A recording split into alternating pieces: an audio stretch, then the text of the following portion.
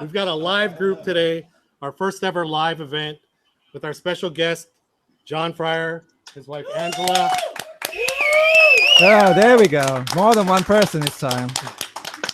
We can hold up cheer cards for you. So when to clap and when to boo and when to cheer. So now make sure you mute that. Yeah. No audience Facebook, please. Or go inside. So this man has an amazing, legendary career, as most of you know. If you're not familiar with his work, you should be. And if you don't think you're familiar with his work, you probably are and had no idea. But he's done so much as an engineer, producer, and a musician. So welcome, John, and thank you for joining us. Thank you. Thanks for having us. Anyone hear us? Yeah, you sound great. Yes. Yeah, they're all muted so that we don't get feedback and everything. So we're going to start off a little bit with, a little introduction, kind of going over things, and then we'll open things up for a Q&A. But to first start off, since we're all Depeche Mode fans, Adam brought up a good point. We need to start with our drinking word. So, John, you're our guest. You get to select what the drinking word is for the day. Everyone will drink when that word is said. Depressed mood. Yes. Depressed mood is the word. Otherwise known as Depeche Mode. Yeah. So either one, I guess we're drinking. Cheers. Cheers. Or a patch of mud. It's all the same.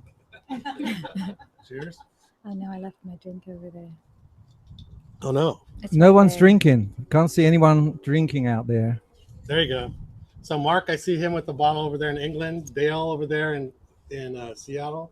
So what is it? Good morning, good evening, good Washington afternoon, good night to everybody around the world. Yeah, we've got Germany, England, got tons of people. Oh. Okay, so what are we doing? When do we start the bingo game? I'm calling the numbers, right? Yeah, exactly. So starting off, let's hear a little bit about how the history of your involvement at Mute, where that all began. I guess that started with Silicon Teens. It started in Blackwing Studio, and Daniel Miller came to the studio with his project Silicon Teens, and that was one of the first records I worked with and on before he signed Depeche Mode. And then after that, you worked on Fad Gadget. Worked on Fad Gadget's 3 or 4 first albums, I do believe. Depeche Mode's first 2 albums, Robert Rental, and many others on Mute and 4AD, Rough Trade, Beggar's Banquet, and a whole load of independent labels. So the Blackwing Studios, basically, that's Eric Radcliffe's studio, was that? It was his studio, yes. I came to work for him, and that's where I learned how to be the master of mixing, I guess. Nice. A sonic architect. There you go. So for those of you that don't know some of the Depeche Mode things, he's besides A Broken Frame and Speak and Spell, he's been involved in singles such as Get the Balance Right. And if you know those limited edition 12-inch singles with Get the Balance Right, Lovin' Itself, and Everything Counts, the live at the Hammersmith Odeon stuff, he did the mixing on the live stuff with Depeche Mode. So it's just him and Depeche Mode mixing that live mix. So thank you. It was a long time ago. It's very vague to me now, but apparently I was there. Were you there, Dave? We do have Dave Gahan sitting over there. Show yourself on camera, Dave. Oh, that camera. Your camera. Oh. You have your very own camera. Yeah, there you go. Your own personal camera. Your own personal camera. Personal Jesus. So everyone has to do the whole reach out and touch Dave there, right? Depressed mood. Yeah, I'll drink to that. Sorry, this is a little bit more of a party than usual. No need to apologize. We like to party. It's more than a party, I guess. Yeah. Woo. All right, so I want to set up a song. I'm going to play one of the early songs that he worked on, but I want to set up a little bit about the details. So this is going to be Fad Gadget, the box. So can you tell them about the story with what happened for the recording in there. Okay, so Fat Gadget. So we were doing the song "The Box," and he wanted it to be very claustrophobic sounding. So fortunately, in the live room where he was going to do his vocals, we had a big drum flat case, which he got inside. We closed the lid and recorded him singing the box within a box. That was sick. We're back. Actually, We're back. who is that getting a haircut on there? Hi. We've never had that before. That's really cool. He's right there. Okay, then. Oh, before we dive into the next place Okay, we he's want to holding go. up his name. What's his name? Oh, here we go. What's his name? Oh, he's got an ID. Kimberly Orton. Kimberly. Let's spotlight. Oh, We're gonna spotlight you. Hold on. Kimberly. Nice. Don't take too much off the top. It's the first time we've had that. Oh, it's Dave Gahn. Dave Gahan, there he was. All right. Let's see. I saw Thanks for something turning here. up, Dave. Yeah. So, I've mentioned this guy before. I'm gonna bring you on, Von George, real quick before. Oh, Von George! Let's see. Von George, hello. Can you hear us? You're muted. Go ahead and unmute yourself. Oh, let's see. It's funny all this muted and Depeche Mode Hi. is on mute. Funny. So I want to introduce you, John. This is Von George. I mentioned him before. He's Hi, Von has a great George. channel, a YouTube channel. He's a great guy, good We friend. can't hear you, but Hi, John. Can you hear me? Yeah, we can hear you. Cheers. So we need to get John on your channel for an interview with you as well, because I think you'll do a great job. He just recently did an interview with Gary Newman right before the new album Intruder came out, and great interview. Good stuff. Right, each chip. Wait, Thanks. each chip. Yeah. Somebody. Oh, okay. you're breaking up, George. Oh, it's because our muter is sitting over there. Ah. Mike Yeah, the muter's on a vacation today. He's so- he's right over there. Should I turn up the monitor level? You can, but it might. That's too much. Hey, Von George, can you say hello again? Hi, Hi. Can you hear me? Oh, finally. Yes. Hi. Yeah, I am a sound guy, but I have so much trouble with sound these days. I just want to say it's been a long time, Rob. And and this is actually quite surreal. Rob Rom is sitting next to Atusa. Atusa, can you just touch him against the head? They say, "Oh my God, it's not virtual, it's real." Actually, do this for Rob. Stand up, and Atusa stand up. I want to see the. Take your shoes off. Oh my God, bless! Look at that. I feel like this. Okay, no, I just wanted to do that so I could confirm that this is real. How tall are you, Rob? 6'4", 6'2". 6'2", and you, Atusa, 5'1". 5'1". Same height as Kylie Minogue. So yeah. Oh, excellent.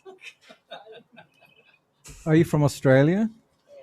No, I was born in South Africa, but I've lived in London most of my life. So Okay, so that's the accent. Okay. yeah, So so work out what it was. yeah, it's it's apparently when South Africans live in London for a long, or in England, they sound like Aussies.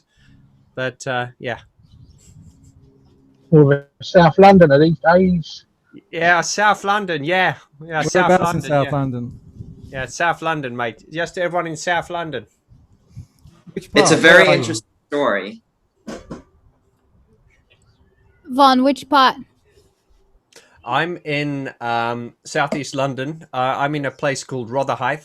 Rotherhithe. Okay. Just By the just for a tunnel? bit of geography. That's between it's between London Bridge and Greenwich. It's on the river. I know it well. Where were you from, John? Where are you from? East Dulwich, Peckham, not far from there. Oh wow! Cheers to you, man. Yeah. Cheers. Cheers. How long have you lived in Los Angeles for? Officially 4 years. Unofficially 20 odd years, I guess. Oh, I see. So who's in a depressed mood? Yay! So yeah, Von George, you're definitely going to have to get him on your channel at some point. I think it'll Absolutely. Thank you for the introduction, Rob. And I just want to say it's good to be on here. I haven't seen you guys in a long time, but and here's to everyone's health and lockdowns ending, and much love and prosperity to everyone. I'll drink to that. Next time we're in London, we'll come and visit. Oh, absolutely. You're not going to get away with that. So Yeah, I definitely have to visit you there as well. So. Me too. Get me an Uber. you're on the barred Uber list. Actually, they said the girl with the purple hair is not allowed in Ubers, but you've caught them out now because you've gone blue now. So I've gone blue now. So I get an Uber. And the Ubers with plastic seats. everyone knows the story now, don't they? Everybody knows the story about me in London and Uber.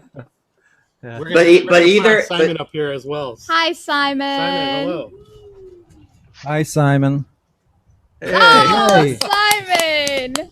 Simon's actually a great musician as well. He was in a really awesome Depeche Mode cover band. Depressed mood cover band. Really, really Drink. good. Come on, Depeche Mood. Come on. Which cover band? There's quite a few out there now, I hear. I brought lemonade.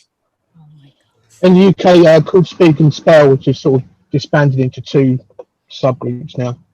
I'm not in either, so but yeah, we were all right for a while. Did lots around Europe and things. Nice. I think I saw you, Simon. No, Speak and Spell. I'm sure. Did you Yeah. play St Albans? Yes, yeah, a few times. Yeah, I saw you at St Albans a couple of times. Very good. And I actually bumped into the the guy who played Martin, I think, in Hatfield about 6 months ago. But Joe, I can't remember his name, to be fair, but I'm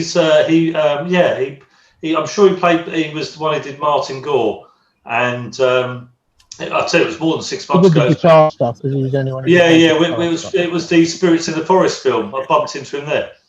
So it was a long time ago, more than 6 months, probably about 6 years. Oh, right. While you guys are spotlighted, do any of you have a question for John before we move on to our next questions that we have? Go for it, Rob. No? I guess that was Not a at the no. moment. Of course, All right, go ahead, Atisa. Yeah. Okay. Nice to see you guys, by the We'll way. bring you guys back up in a little bit, but we're going to switch back to the spotlight on us. So. Team England right there. Yeah, Team England.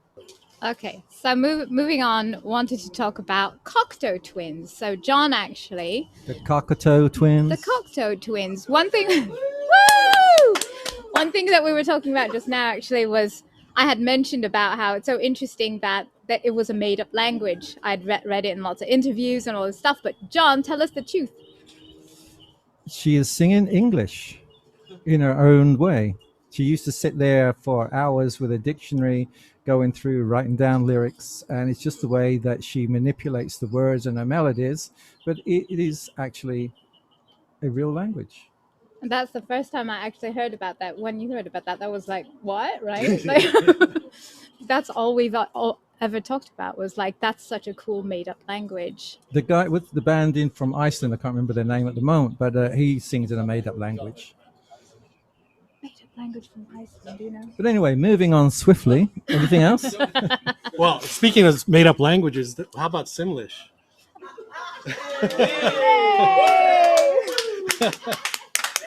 So we had a Depeche Mode Jeopardy tournament, and the final question was, Dave Gahan did a single, and it's the only Depeche Mode song that was recorded in another language. What was the language? And the answer was Simlish. So it's like a made-up language for a video game. So they actually recorded a version of it where Dave is singing this made-up language. Well, only a true Depeche Mode fan would know that, I guess. Who got that one right? Was it? Oh, you got it right? You got it right too? And apparently some true Depeche Mode fans don't know this. I think only David Etheridge knew it, right? Yeah, so we had a guy, the winner was So David Attenborough knew that. David David Etheridge. Of course. He's in Kobe, Japan. I'm not sure if he's on right now because it's like super early in the morning right over there, I think. But Yeah, he was our champion, and Von George and Brian Griffin were kind enough to donate a print, which Von George, who you met, he also does these poster prints of the album covers, the artwork that photographer Brian Griffin did. So he has the actual negatives, and they've produced these brilliant posters. And if you want to order any, use DM Global as your coupon code. There's the commercials. Brought to you by Dos Equis. All right, so who's in a depressed mood still? Woo! Some people aren't drinking. I'm gonna be honest with you, Rob. I wish I was down there with you. Not even water or anything. yeah, I'm sorry. I wish that everyone could join us live, but unfortunately, we're lucky it's even to this point right now. I'm very thankful. This is kind of the first. Well, we are fully vaccinated, so we can mingle now. Yeah.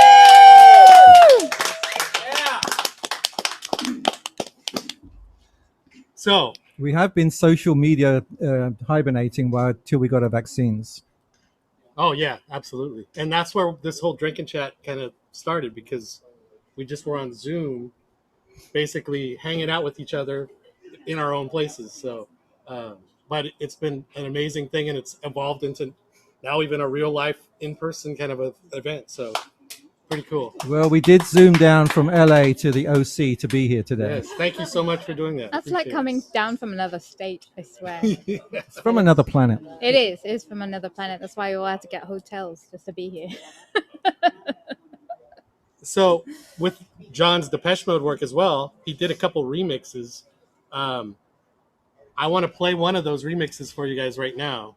So this was actually a record, the first colored vinyl record I ever bought. I went down to Licorice Pizza in 1985, and I didn't even know it was a colored marble vinyl record. And I opened it up, and I was just, wow, this is amazing.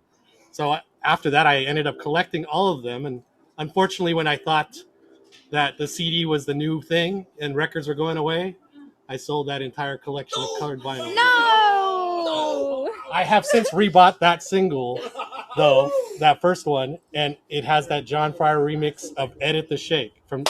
So I am going to have John sign that today. So That's worse than yeah, that is. There was definitely a. Let's see. This is the Edit the Shake mix done by John Fryer.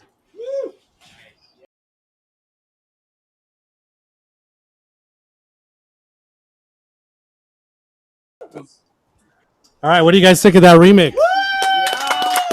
Awesome. That was a blast. puts me in a depressed mood. Yeah. Depressed mood. Drink up. Come on, everybody. There's some people not drinking on there. Should we go to questions? A lot of people aren't Yes, drinking let's- on there. I'm not even using a cup for Oh. this. I thought Andy had a question. I thought so too. Andy, do you have a question? Andy Zorn, can you hear us? Did you have a question? Andy Fletcher, have you got a question? No, I was clapping. Was just a reaction. Oh, it was a Nice. reaction. Oh, okay. It was a excellent. reaction. All right. Good reaction. But anyway, how did you make the remix? Did you have to cut the tape? Yeah, a lot of it back then was all done on tape. So yes, it would have been a lot of editing on the probably on the 1/4 inch back then, 1/4 inch tape, mixing down to that and flipping it backwards and doing other effects. Okay. So how long did it take you? It would have taken at least a day, maybe 2. Oh, okay. Sounds longer. It's very hard when people say how long is it to make a record, because it's like how long is a piece of string is my answer to that. It can be any length, you know. It can be from a day to 6 months or anywhere in between. Yeah, I was just wondering because you had the product, the song, and then you had to make up something else out of it. So and then also like the like manipulation of the tape and all. So Yeah, I mean, normally back then I'd have mixed the song in sections because it's like today on a computer you can just cut and paste and copy and stick things all over the place. But then it would have been mixing the bit down to tape, then you mix the close next that bit slightly? down to tape, and then the next bit down, and then Close the door. stick it all together. no, okay. Thank you. You're welcome. All right, now we're Are you bringing in drinking? our Yes, rocking thank out God for guy, that. Larry. Larry, you had a question. Yeah. First of all, that song was a blast. And of Larry, course, are you wearing the Martin Gore leather skirt or not? actually, this is actually my dad's vest. He actually gave this to me when we went to like a motorcycle show, and so I You did? just, yeah, I just added my own patches to it. By the way, I have Pretty Hate Machine on vinyl. Say that again, Larry. Good man, Larry. Larry, say that again. I have Pretty Hate Machine on vinyl. No, before that, before you said about Pretty Hate Machine. This is my dad's vest. His first vest. He gave this to me when we were going to a motorcycle show, and I just claimed it and just threw my own patches on here. I didn't make leather? these. Is it a leather vest? Yes, it's real. It's real. Oh, It's as real as it gets. like you, as real as it gets. Yes. Thank you. So I want to be like an audio engineer. Just like, what advice would you like give to someone who like wants to be an audio engineer? I guess these days you're gonna have to go to college. They do music colleges. There's not many studios open now. Otherwise, you're gonna have to do, I guess, what they call an internship in a studio, if there's any running, just to learn what goes on. Or you just sit there at home, do stuff and watch YouTube on how to do things. All right. Thanks. I wish my parents were here, but they went off to go get food for us. Got why feed you, are Larry. watching this? Come on, they got better things to do. Yeah, but don't worry. I took a screenshot while you were talking. Talking to you? No. While you were doing the interview, I took a screenshot.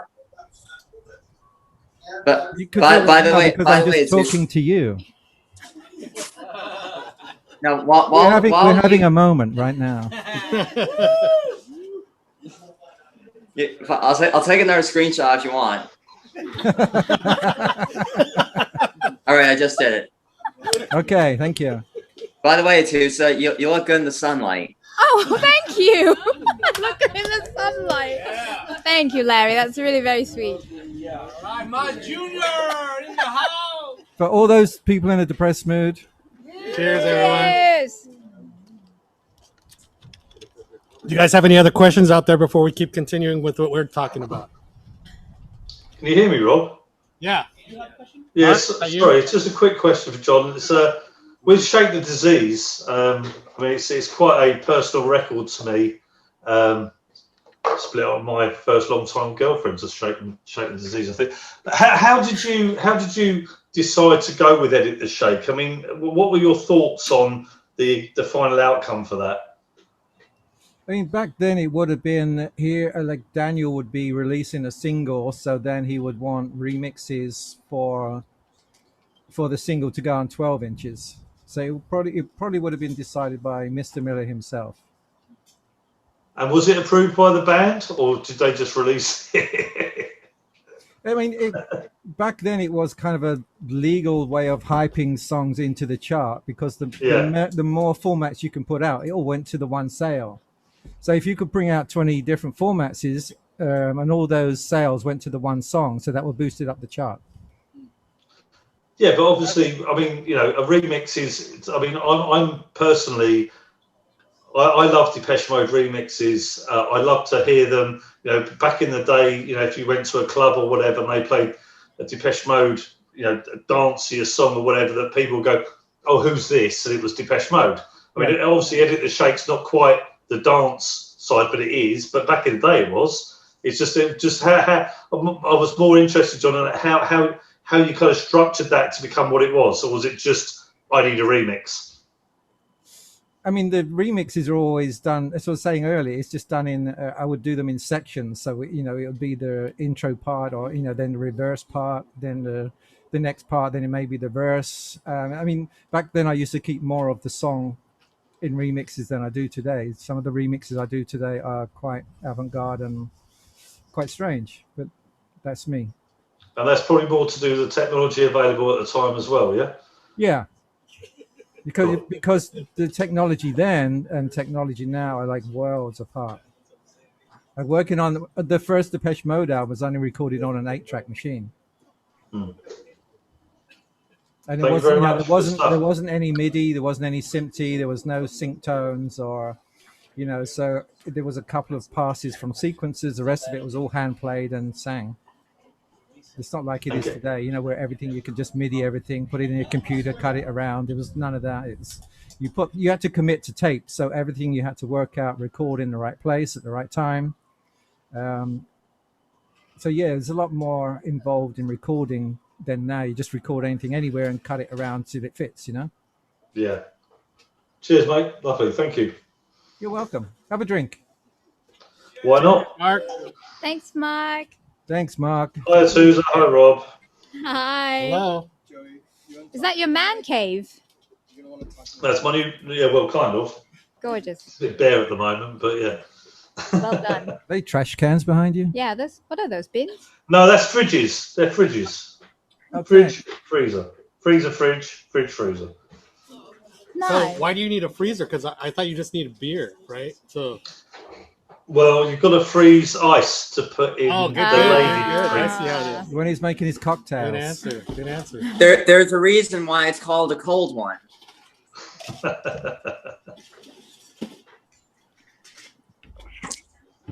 Depressed mood, everybody. Depressed Depressed mood. mood. All right. Is Dave gone really there? Yes, he's right here. Dave. Hey, Dave. Dave Garn is here, yes. It's nice of him to turn up today. Hey, you got to do the with the tongue out. I'll do the tongue out thing. There you go. Did you see that, little Larry? No. No. The camera's not even turned. Oh, here. Oh. Let me add him on spotlight. Here's Dave Gone. Do it again, Dave. Oh, hi, Tom. What an anticlimax that was. Yeah. Thanks, Larry. Oh, Joey's got a question. All right, Joey has a question. Hold on, everybody. Hey guys, hey everyone. Hey, Mr. Can you Pryor, get closer to the mic, please? Oh, Thank you. Mr. Pryor, John, it's an honor to meet you and ask you this question first. So on that edit the shape, I'm just curious, why wasn't the second verse included in it? So that's one of those mysteries I've wondered, and if you could answer that for me, it would provide some closure for me. Closure. I'm not going to tell you. There will be no closure at this juncture. Yes, let's make everyone depressed. Okay. Okay. Hi, Robin. Did that song actually have a second verse? Yeah. Yes. You sure? I'm quite sure. I'm buzzed, but not that buzzed. No. To be honest, to be serious, yeah, because I have that, and when I played it, I was like, oh, hey, what happened to the You second sure verse? they didn't add the second verse to the song after I did the remix? Oh, that's it. Okay, all right, that's your explanation. Yeah. Okay, I'll accept We did the it. Thank remix first, and then they added the second verse to the single afterwards. you. Okay. All right. It's, Oh, okay. Well, it's severely edited, I guess. Well, thank you for at least answering my question. at least Yeah, not I'm answering buzzed your right question, now, yes. Everyone, His woo! buzz. Because this is more than a party right now. Hey, there's some food in there, by the way, too. Yeah. You might need to eat. You might need to eat. Thank you. So I had no idea that the second verse was not in that remix, actually, but. So you can tell who's the real Depeche Mode fans in Yeah. this room, Yeah. right? Joey. Kind of faking it over here. It looks like Esperanza has a question. Hi, Esperanza. Hello. Franza. It's more of a comment. I spliced some of that remix for a dance choreography when I was in college, Did and the theme of the you get a first prize? no, there was no prizes. It was just a performance. Do you still have it on the But- video somewhere we can watch? Oh God, I wish no. Will But you it have to was so recreate it for great. us today? Yay! Yeah, let's do it, Esperanza. Come on, don't be shy. Is that what are you doing it now? Oh, she's blushing. Look at that. Is that it? She's at. Come on. She's actually my. She's actually my angel, by the way. Aw, don't make me blush. Well, be in a depressed mood and have a drink. Cheers. Depressed mood. Cheers. What are you drinking? Yes, what is that? Esperanza, what are you drinking? Gin and tonic, but I'm in Bakersfield, so I'm drinking out of a mug.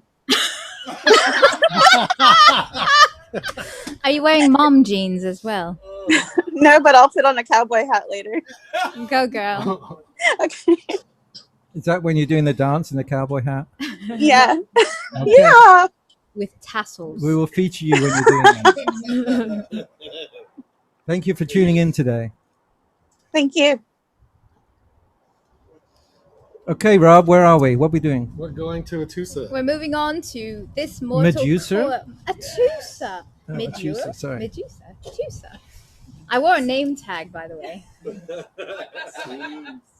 So, moving on to this mortal coil. Tell us about that and the members of that, because it's a bit of a like a super group with like members of different bands joining forces. Yes, the only two people who were constant through the whole thing was Iva and myself. The rest of it was just all guest artists from a lot of 4AD bands and then a lot of musicians from elsewhere. Was this the first time that you were actually like a band member as opposed to producing and engineering? To be in part, yes, I guess that's so. Yeah, but a lot of bands asked me to be, it's like the fifth member, go on tour with them, do the live sounds. But I was always too shy back then to do anything. I was rather stay in the background. But doing this Mortal Coil, it was all studio based anyway. There was it wasn't any live performances. Oh, was there never? No. So it was just a revolving door of talent that came into the studio, did their part, and then leave. I guess another member would be Marty McCarrick was there for a lot of the songs, probably for the 3 albums. Mm. How many years did this Mortal Coil span? Maybe 8 years. Oh, okay. We've got a lot of fans here because I see tons of the albums. You guys like this Mortal Coil? Yes, apparently now it's dream pop. Dream pop. Yes, and this Mortal Coil is dream pop. Oh, interesting. When did that switch over? The genre's been made up all the time, so Yeah. now it's lumped in with the dream pop, Yeah. ethereal crowd. Oh, right then. Where did that idea for that sound come from? The whole, I don't know if people know this or not, but the whole thing started because of modern English. Because Ivor wanted modern English to do, because I think live they played 16 Days and Gathering Dust together. And he wanted them to go back in the studio and record them as they do, as far as I can remember, they did live as one song joined together. And they refused to do it. So they said, why don't you go and do it yourself? So Ivo did go and do it himself with me. So that was the first recording. And then Song to the Siren was just recorded as the B-side for those 2 tracks. And that's really how this Mortal Coil was born. Wow. So Song to the Siren was just the B-side, which now is a classic. Definitely. Wow. Awesome. And now we're on to our next track, whatever that is, Rob. We are. Our next track is actually. So, I haven't spoke to you about this, but hopefully you could set this up. He produced some of the tracks on another Rock and Roll Hall of Fame inductee from 2020, 9 Inch Nails, Pretty Hate Machine. So one of my favorite tracks. It seems to have John's touch all over it. Yes, it has. With Something I Can Never Have.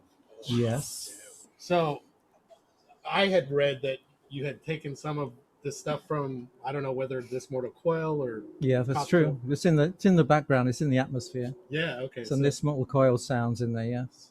Okay, great. So Well, back in the day, I don't know if he still is now, but he was then. He was a big this Mortal Coil fan. oh, nice. It was one of the reasons why it was to do with this Mortal Coil and He Said, which is another mute band, which is Graham Lewis, the bass player from Wire. So it's a solo project I did with him. So where did you basically take like things you had recorded from this Mortal Coil and kind of manipulate them to fit with them? It was some things and some things that didn't make it to the album, but I just had them on tape somewhere, so I used them in the background and to make the atmosphere of that song. Excellent. All right, so we're going to listen to that song, and you will listen to like all the kind of like background ethereal voices and things in this song, and that's the whole. And here we go. What a song! All right. My glasses flew off my face. Sorry. How about that song? Unmute yourselves and applaud for that song. What a song that is! So I'd just like to say thanks for Dave for turning up today. But the last time I saw you was at the Nine Inch Nails show in London when they were touring Pretty Hate Machine. You remember? I think I was drunk. You were. You were that night. So tell us about the last time you saw Dave then. That was the last time I saw Dave at the Nine Inch Nails show in London at the Astoria Theatre. And Dave Gahan was there with Douglas from Nitzareb or Nitzareb. They were hanging out together. Oh, nice. So that was the last time we met until today. Good seeing you again. So can you tell us a little bit more about the recording of Pretty Hate Machine? And I mean, I think also you did how many songs on the album? I don't know that you did the full album, right? No, was it 8 songs? 8 songs. 7 or 8 songs. Uh-huh. And he did the other 3 with some other people, supposedly famous too. Well, I think the guy with the Violator guy, right? He may have been violated, I'm not sure. So what was it like recording Pretty Hate Machine, the portions that you worked on? Okay, next question. What are we supposed to be talking about Depeche Mode today? Okay. That's just going to make me in a depressed mood talking about that album. Okay. Well, how about the second band I saw in concert ever was Love and Rockets. So I saw them in '86, but in 1989, they played at Dodger Stadium opening for The Cure, and they had their biggest hit, which went to number 3 on the U.S. Billboard charts. Yes, it's only because of Prince and Madonna were 1 and 2 or 2 and 1, whatever they were. Otherwise, we would have got to number 1. Wow, amazing. So can you tell us a little bit about the Love and Rockets album, how that was working on that? Any stories about that album? Well, they used to come into they didn't really have any songs written, so they would come to the studio and spend a month or so and write the songs and record them in the studio. But with that album, we finished the album, and then the record company turned around and said, "There's no hit singles on this album." So they came back in the studio, and I helped them with that song, and it was the biggest hit today I think they've had. Oh yes, by far. Great song, by the way. Awesome song. Really awesome song. Anybody see my glasses go flying off my face? Yes, we were all watching. Yes.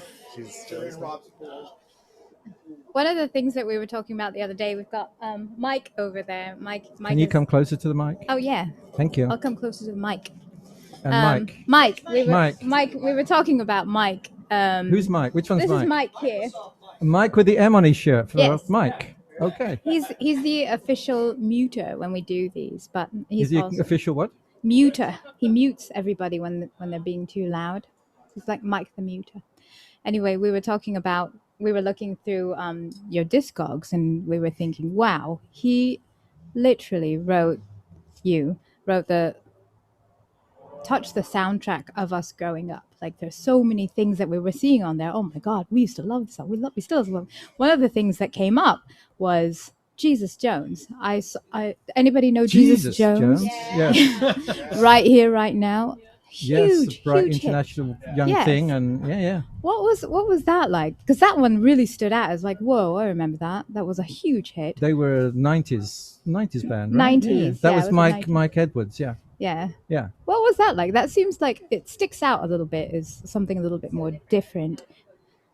the whole Jesus Jones stuff. What- But also, you had, was it EMF around at the same time? Is that Yeah. kind of 90s Yeah. 90s sound? yeah. Yeah, they had recorded, I'm not sure if he recorded it himself or recorded somewhere else, and then they just came in and just mixed the record for them. Yeah.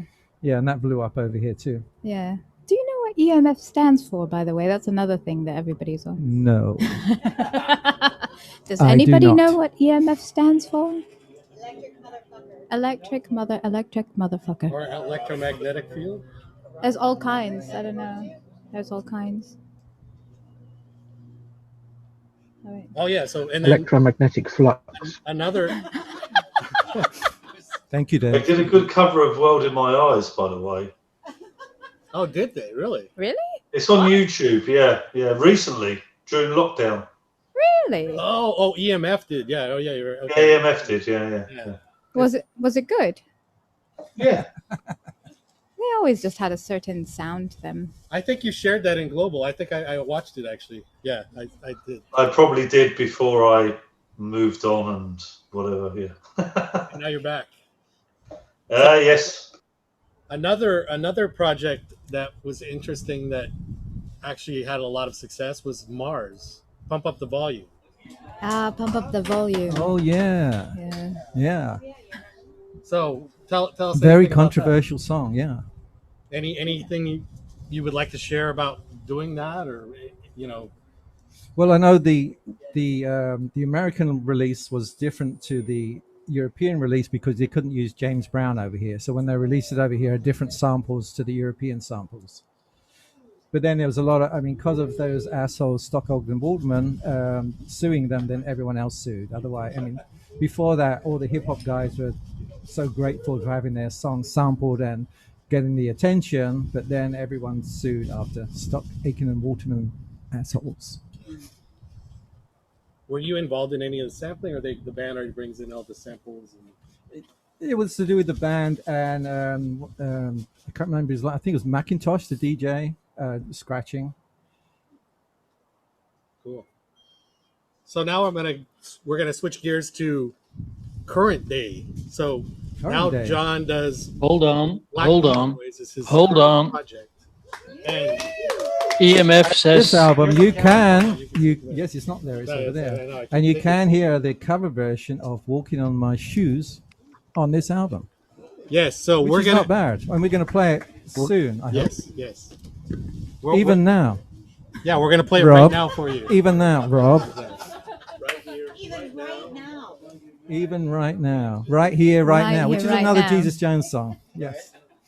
Right here, right now. Oh, leave it to Larry. With that beautiful model.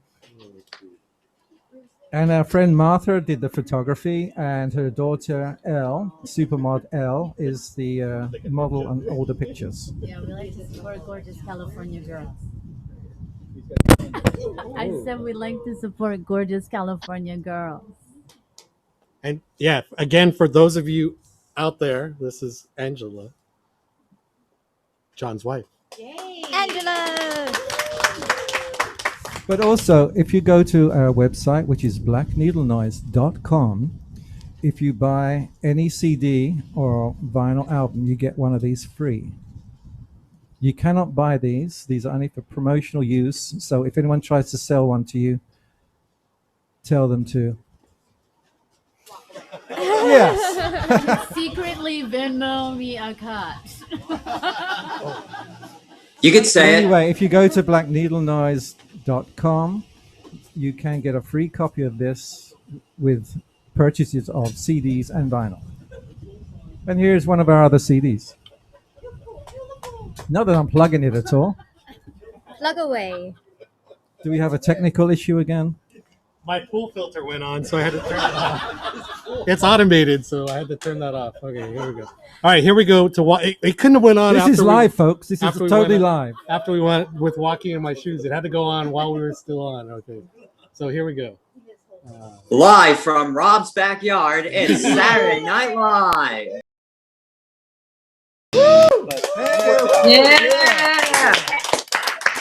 Yeah. Very good version of Walking in My Shoes. And as John mentioned, you can get that version on the This Mortal Coil or This Mortal Covers CD. Yes, it's that covers. that is free if you buy any of his other records from Black Needle Noise on his website. You could go to blackneedlenoise.com/collect, and that's all their merchandise is there. So you can even buy T-shirts, but you can actually get autographed albums, so you can order them there. And if you order an autographed album of his Black Needle Noise stuff, you'll get a free CD of that.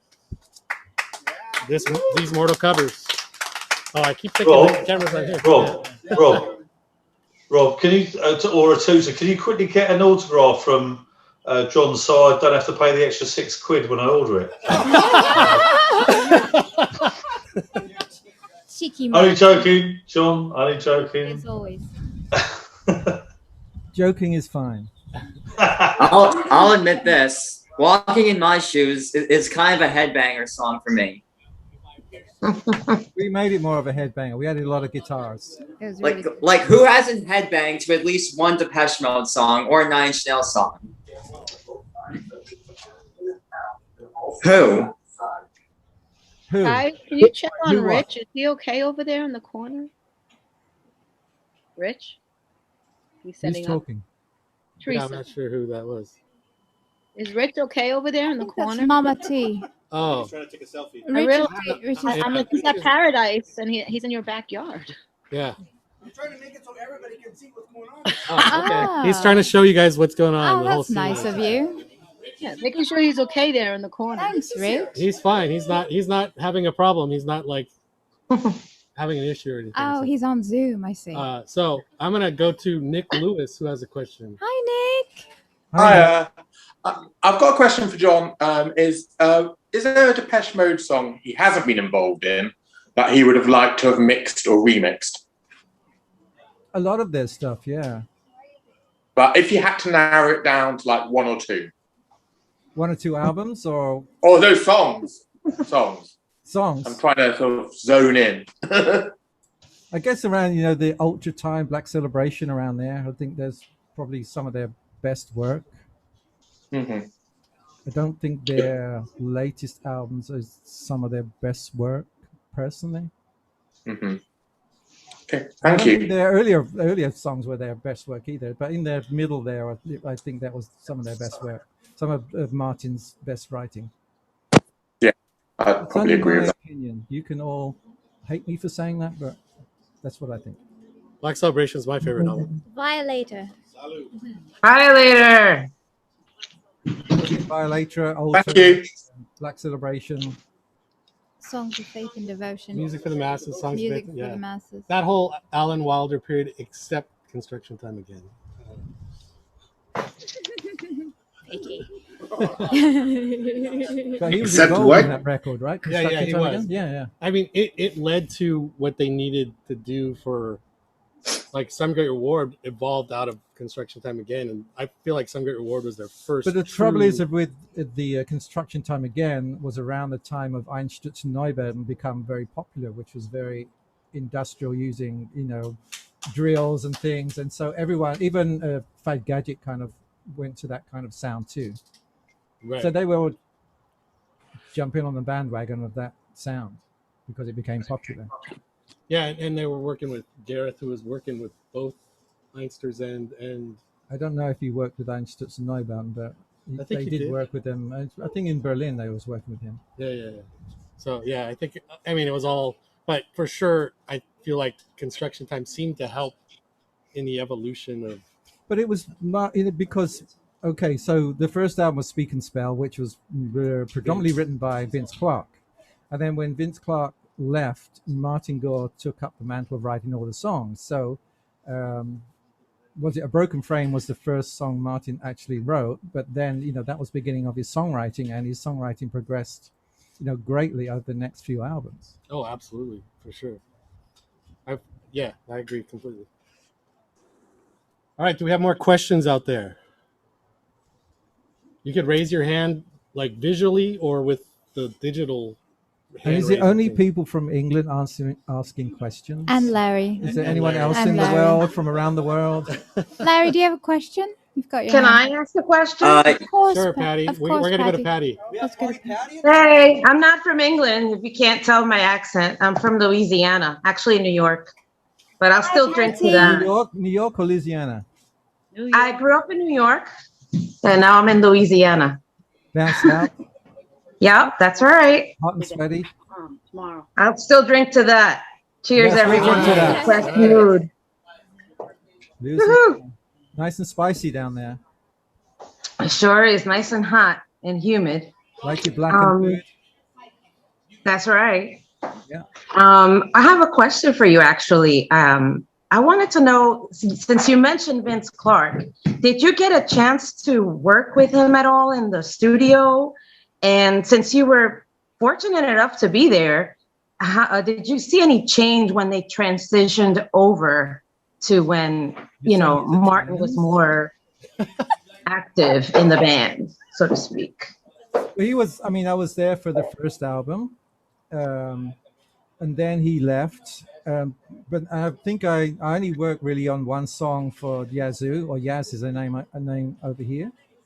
But back in the day when he left, see, Blackwing Studio, Vince and Depeche Mode wanted to use the same studio, and it got a bit difficult because they weren't getting on the best back then. So that's why I ended up working with Depeche Mode, and then Eric ended up working with Vince. So we had to separate who worked with who because there was a little bit of bad blood back then. Okay, thank you so much for answering my question. Cheers, everyone, my fellow devotees. Love you guys. Good to see you, Patty. Love you, I have Patty. I have a question. Which Yazoo song was it? Was it Only You? Only You. Okay, because I had someone had said Don't Go as well, but I thought it was Only You. So It may, I don't know. It may have been, you have to read the credits. I think it's Only You, but and that's the song that Vince actually offered Depeche Mode when he left the band. He offered to give them that song, but he did. They declined it. So good for them. Yeah, and I think it proved that Depeche Mode can go and do it their own, because See You went up to like number 6, and I think Only You also did about the same as well. So it worked for both bands. It ended up working out well, and obviously, I think most of us are Depeche Mode fans because of Martin Gore's songwriting. So it's ended up being a good thing for both. Which album was See You on? The one you worked on, A Broken Frame. Okay. Yeah. So you helped get that up to help to elevate them. Yeah, definitely. All right, do we have more questions out there? Larry still has his. Oh, Larry, you have another question? Yeah, I was just wondering if you could tell me any studio secrets that you did with Depeche Mode and Nine Inch Nails. The equipment. What synthesizers did Depeche Mode use on both Speak and Spell and A Broken Frame? By the way, Patty, you stole my line. Which line was that? Yeah. My fellow devotees. Oh, but I love y'all, my little devotee friends. I know. Especially Larry, my little Larry. I'm actually her ringtone, John. You know what? I'm her ringtone. Atusa recorded me singing, and then I think now it's Patty's ringtone. Really, Patty? Really? Either that or it's someone else's ringtone. I don't know. It's not mine. Anyway, now we're completely sidetracked. What was your question again? What synthesizers did Depeche Mode use on both Speak and Spell and A Broken Frame? A lot of it was, I think there was a Cobalt back then, and Moogs, mini Moogs, the ARP 2500, and it was such a long time ago. It's I know there's a Wave PPG later on. The Roland drum machines. It's to be honest with you, it's all a bit vague because it was such a long time ago. I think it's pronounced the ARP 2600. Okay, there you go. So you know more than me. Were you there when we were recording? I'm 16. I was born in 2004. Oh, stop boasting. 2004. 1824. What did you say? Well, my birthday's in a few months, so I'm going to be 17 soon. Well, happy birthday. NC-17, baby. Say, but you're still sweet 16 right now. Yep. I used to be little 15, but now I'm sweet 16. Oh, I can have. Oh, his mic's not working. Whose mic's not working? I'm gonna bring in Yuri. We will see him, but we can't hear him because his mic's not working. But who? We're bringing him over here. Let's see. Where is he again? Is he in Belgium? I always forget. Antwerp. He's in Antwerp. He's in Antwerp. Antwerp. Yeah. Oh, in the this is Netherlands. Yuri. Hi, But Yuri. you cannot hear him. But we've got his question here. Was there a big difference between the working in a mute environment or a 4AD environment? Yes, there was a big difference. Because basically, most of the mute acts which Daniel signed that he liked were more electronic than the 4AD bands, which a lot of them were kind of guitar-based bands. So yes, there was a big difference. And a big difference in sound too. I hope that answers your question. How is the Netherlands today? We Your can't hear you, but you your can put a mouth thumbs up or moves. thumbs down. It's a nice architecture behind you. Are you near a canal or something? You're not in Amsterdam, no.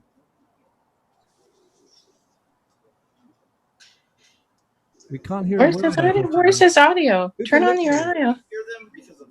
No, he's muted on purpose. Who's good at lip reading? He's saying, I'm really sorry that my mic is not working. But you guys are awesome, and I love you all. Thank you so much for this amazing drink and chat. Oh, thank you, Yuri. That's really sweet, Yuri. No, he did not say that. Oh, he was saying something oh, much you rude. ballbuster. Ballbuster. We set Thanks, you up to look Yuri. so good, Yuri. Oh no. How are you, Devout? Dave is How you destroying doing? the place over there. Dave's drunk. He's getting drunk again, like always. All right, who was that? Anyway, depressed mood. Drink up. Yes, depressed mood. Depressed mood. We have more questions. Now's your opportunity. Also here, yeah. Oh, we have a question here in person. In the house. Here is the house. Or I should have said in the yard, not in the house. Again, thank you, John, for lending your time to us. You guys. Oh, you've got to pay on the way out. Don't worry. I'm not lending you anything. I'm eyeballing everything. That's what I said. Just leave the blank checks, and I'll fill the numbers in later. Green cold hard cash. Well, cash is king as always. Yes, sir. Off to the ATM with you. The last question, talking about the difference between mute and 4AD. Yeah. One of my favorite bands is Lush, and of course you worked on their first album. Yes. I've read a lot about My Bloody Valentine being, I guess the godfathers or the grandfathers of the shoegaze, the dream pop world. What are your thoughts on that? I mean, you were there. I'm just curious to your thoughts on, how that whole genre of music started. But you know what? It's called shoegaze, right? Well, it's shoegaze. I can't remember who somebody attributed to, not My Bloody Valentine, but other bands, just because they spent so much time looking at their pedals as they played guitar. Yeah, because they didn't look up. Yeah, so basically they was looking down at their pedals and their shoes. So it was just that's why it got called shoegaze. Yeah. But so I was curious to see, you being there at the, at the beginning stages of it, and how you see it now, and the bands that are out. What are your thoughts on that as well? But I also work with the Pale Saints, which are on 4AD, which is another shoegaze band.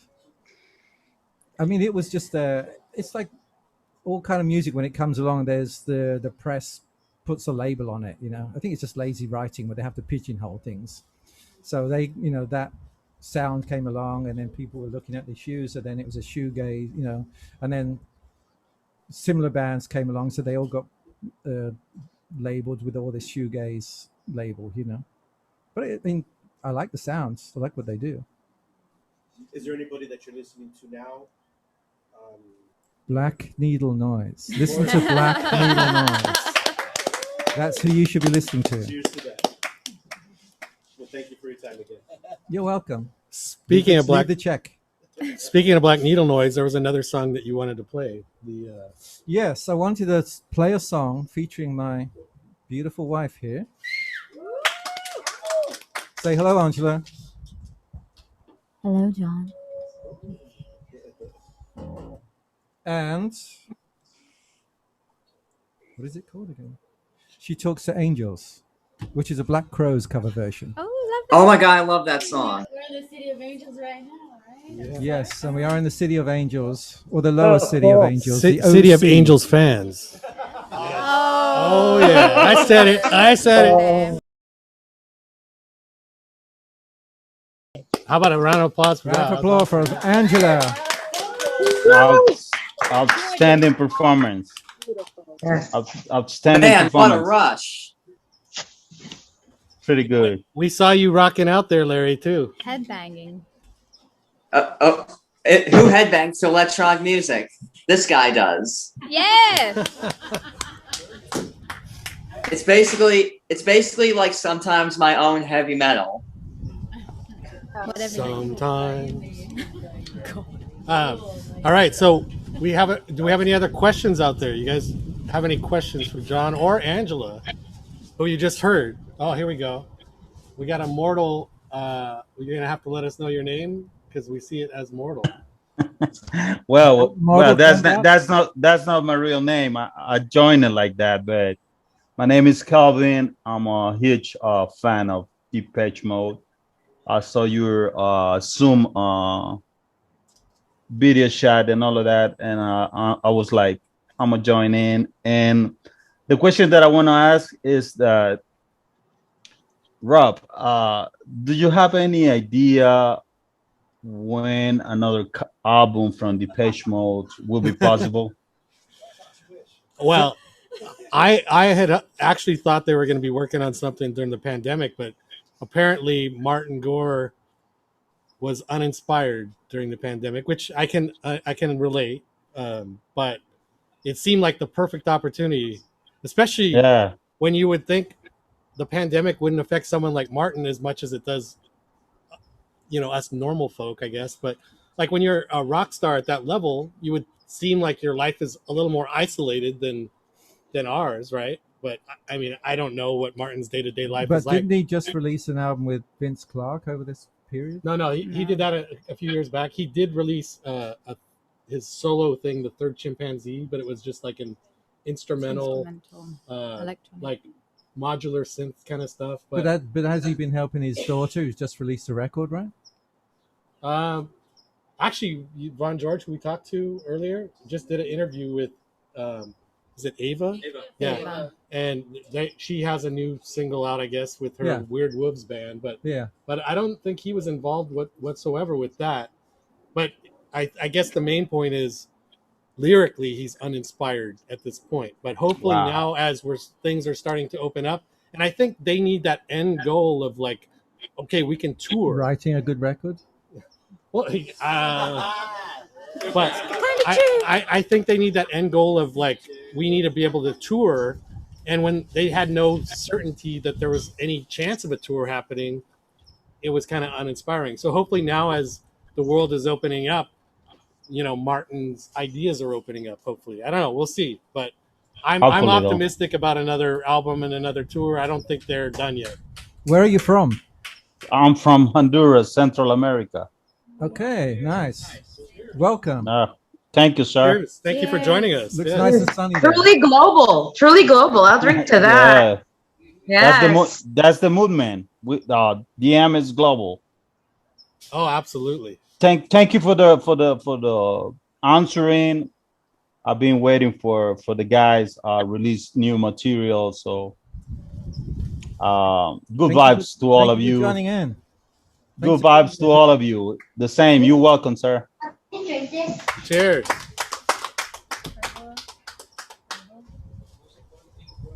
I literally have to hold this bottle with like two hands in order to drink it. I think we might have a question from Muter Mike. Oh, there he Wait, is. Mute wait, Mike. He's you in. need to He's in the unmute He's in the yourself yard. to Should I do say? that. Unmute yourself. Huh? Unmute. I don't have. I can't. No, He's got it. Oh, he's got it. Okay. Oh, it looks like the mic is muted on here Yeah, it looks- on Zoom. Well, it is. Oh. We don't want feedback and echo. Okay. Hey, Robin. Unmute yourself there. No, we don't want to mute it. Oh, okay. I didn't realize you guys aren't. All right. Good beer.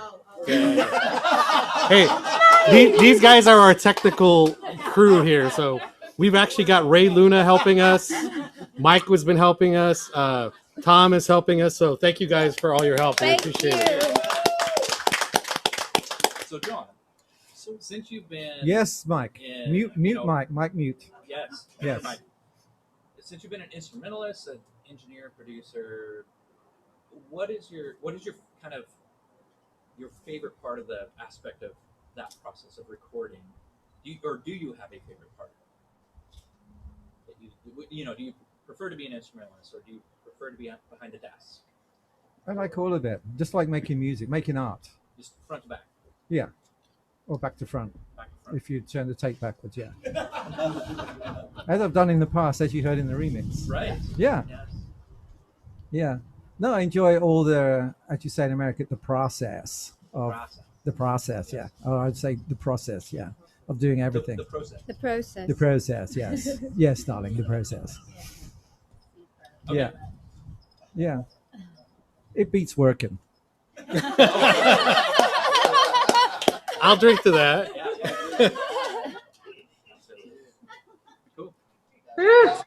This is the best. Party. Hey, there's people joining in. Okay. Where are we around the world? This is the best Black celebration I have ever had.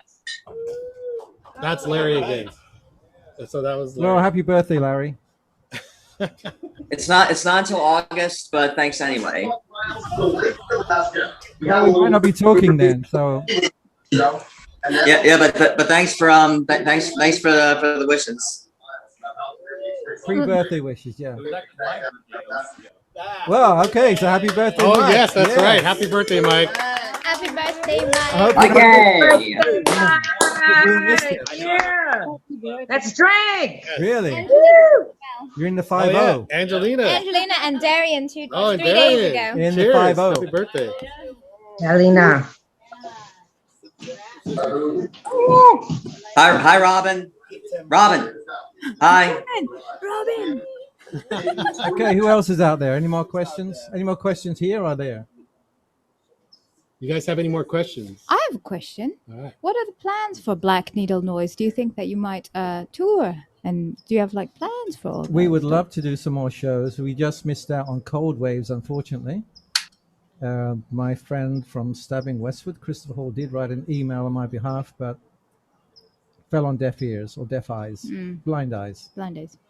So we didn't get to play there. Mm. But then we're still hoping to get down to Chile to play Why Chile? because we've been asked to play down there, Ah. and we want to go to South America. Somebody was saying how it's great to tour down there. Who was that? I don't remember. Somebody was telling us that. Oh, wasn't it Our Bond? friend Oh, Rod yeah. asked us to come down there, but it's been postponed twice now. Yeah. You're right. It was Bon Harris. He said it's great to go down there. Yeah, it'll be great. But we did do a world tour of Hollywood just before the lockdown. A world tour of Hollywood. Yes, a world tour of Hollywood, yeah.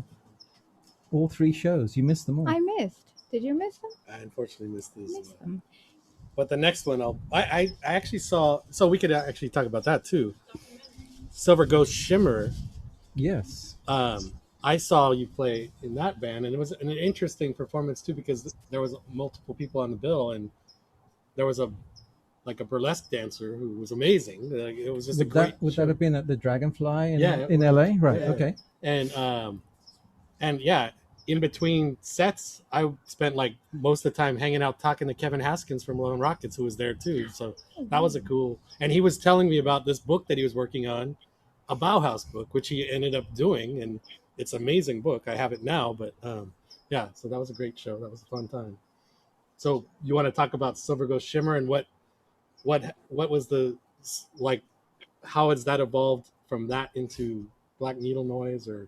Okay, so it started out actually with Dark Drive Clinic was the first band with Rebecca Cosboom, and we made the album. We did the small world tour of California, but unfortunately she had a few health issues and other things, so she decided not to do Dark Drive Clinic anymore, and I didn't want to carry on the name without her.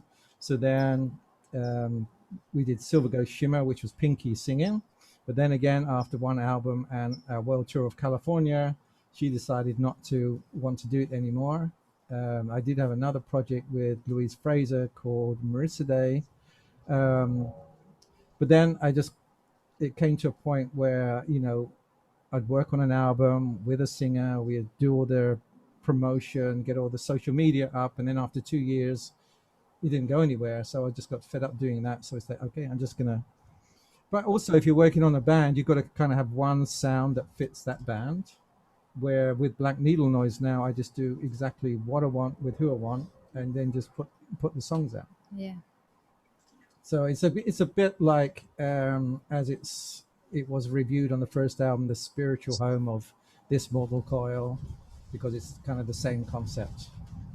But with this mortal coil, all the songs that had vocals were all cover versions, where with Black Needle Noise, it's all original music, apart from this album, which is all cover versions.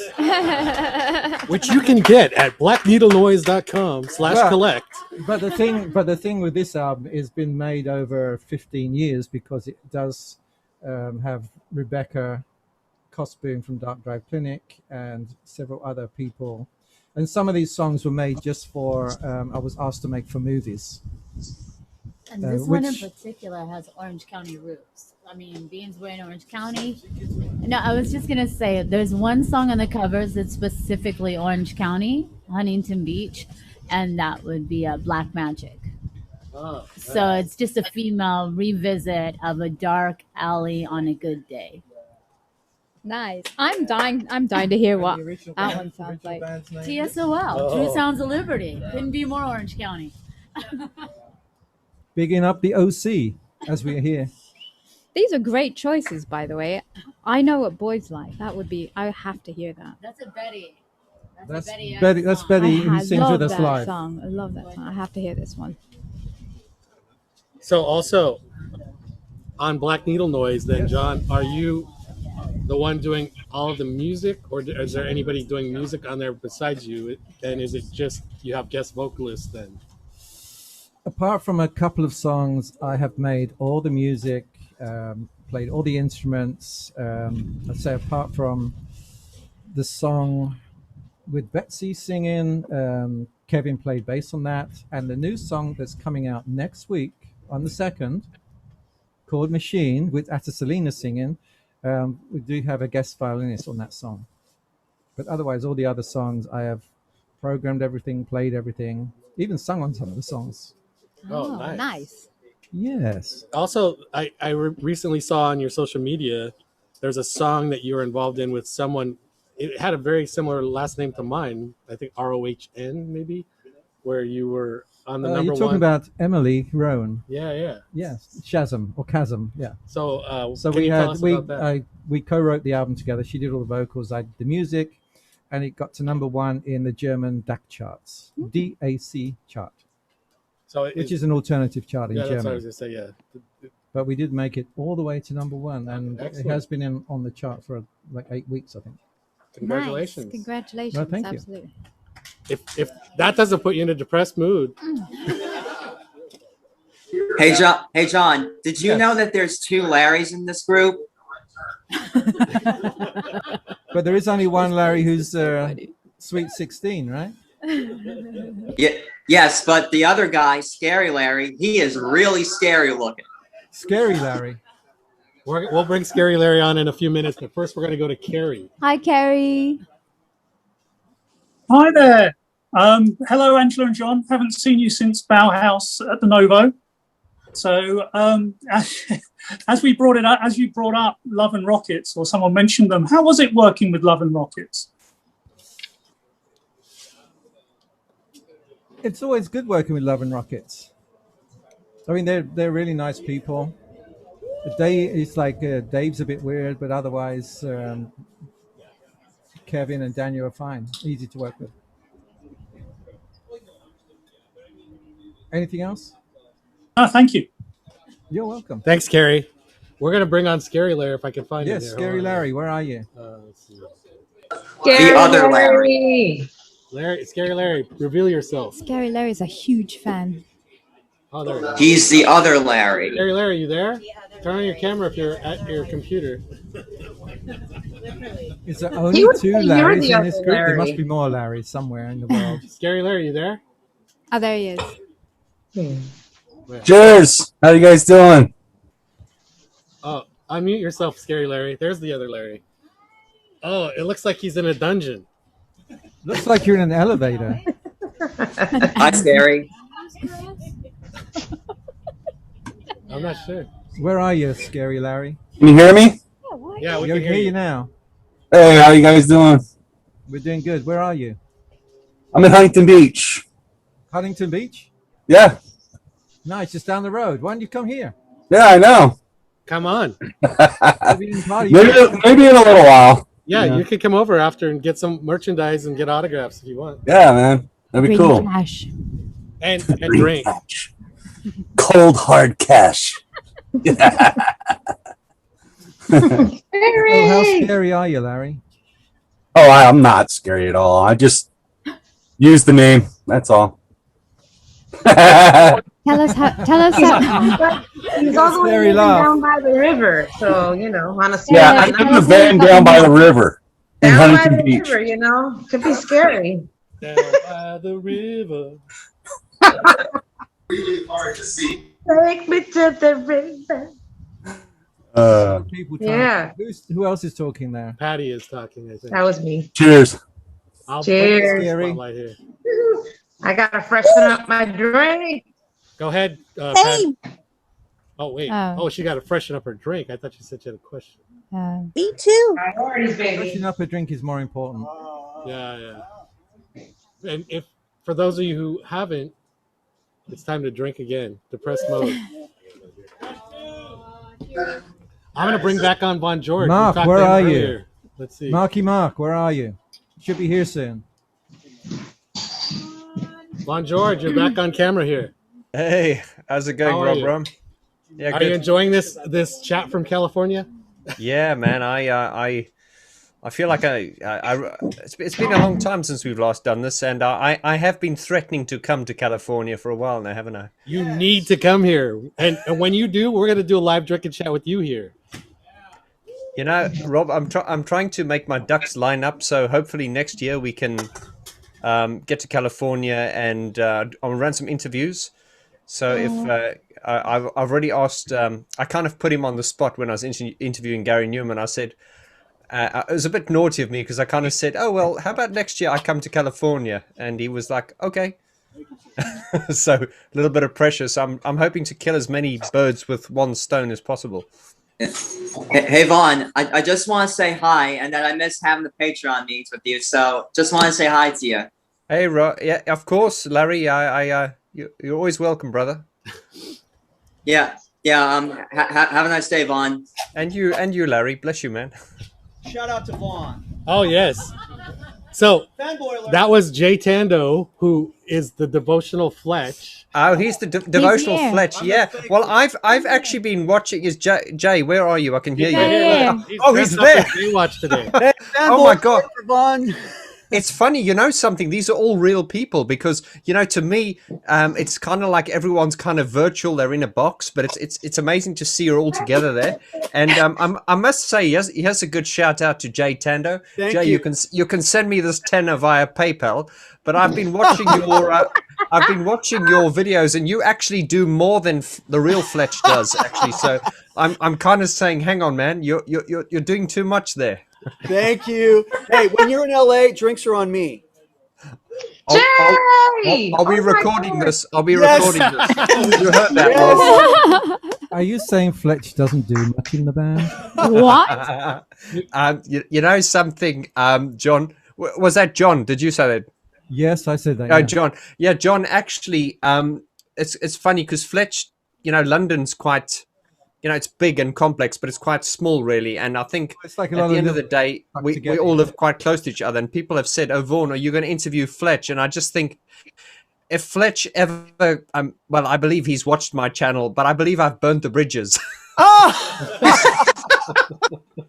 But I think if he's got a good sense of humor, he'd be up for it. But I've never said anything offensive, but I have kind of, I've taken the mick with him big time. You know what I mean? Oh, with his my clapping and all that stuff. But did you know he actually played on the first couple of albums? He did. Well, actually, on the records. Yeah, actually on the records. Yeah, he didn't eat bananas live in the studio like he does now on stage, but he did actually play on the records. Yeah. That's because John, you were involved in the production of Speak and Spell, is that right? That is right. Yeah, I was there in the studio live with the band, and Fletch did actually play bass lines then. Yeah, I want to hear that. Well, this is good because listen to the record and you can hear it. And you know what? I actually ate a banana at our last show during that. Well, this is all from the horse.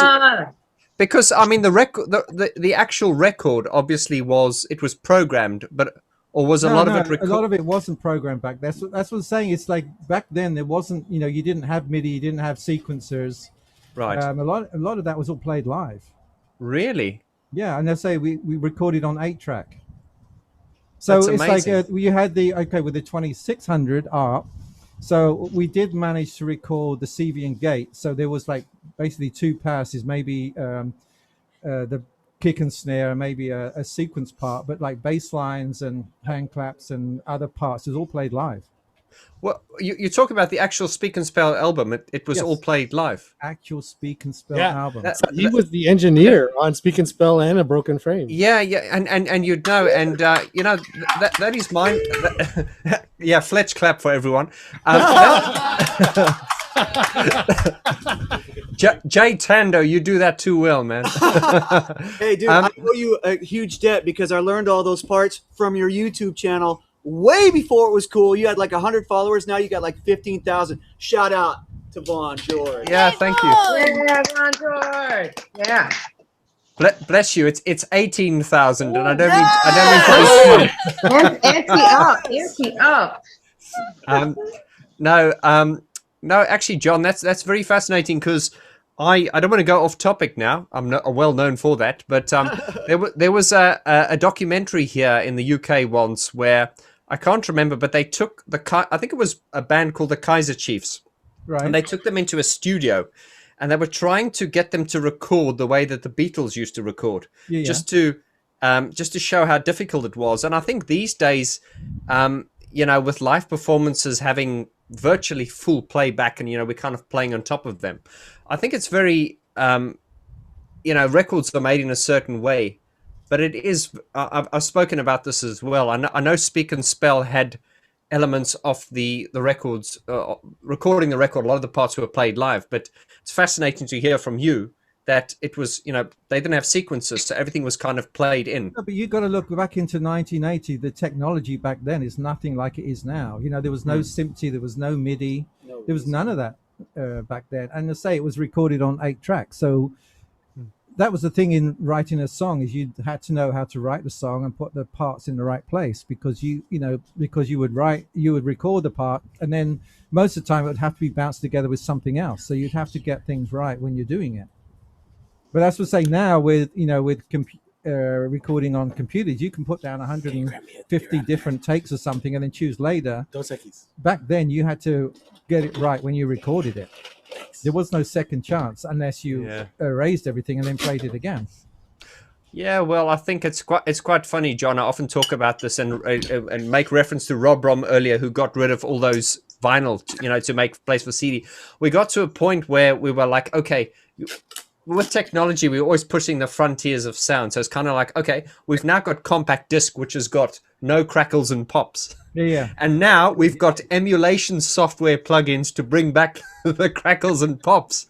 It's but that was the thing when I was circle. doing like This Mortal Coil. We would there was like one song where we spent a week mixing it, trying to get rid of all the tape hiss, all the noise, so it was a nice pure track. And then I got the test pressing back, of course, from the vinyl. Then you put it on the turntable, you put the needle on it, and it's like So after spending all that time to get rid of all the noise, then you put the vinyl on and everything, it's like, it's worse. So when actually CDs came along, it was a blessing for me, because then you could actually hear it how it's supposed to be.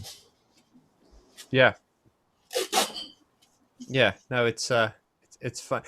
John, sorry, pardon my ignorance, but were you the engineer in Speak and Spell? Yes. You were the engineer. Okay. Yes. Me and Eric and I. Yes. Okay. Yeah, on that records, that was the first one. Then on the second one, as to say, with a broken frame, then that was mainly me, and Eric was working with Vince at that time. Brilliant. Oh well, you've Rob Rom's made the introduction. You've been roped into an interview, so we're having one here now. So I'd love to get you on in a formal capacity, not formal capacity, but I'd love to. Formal capacity.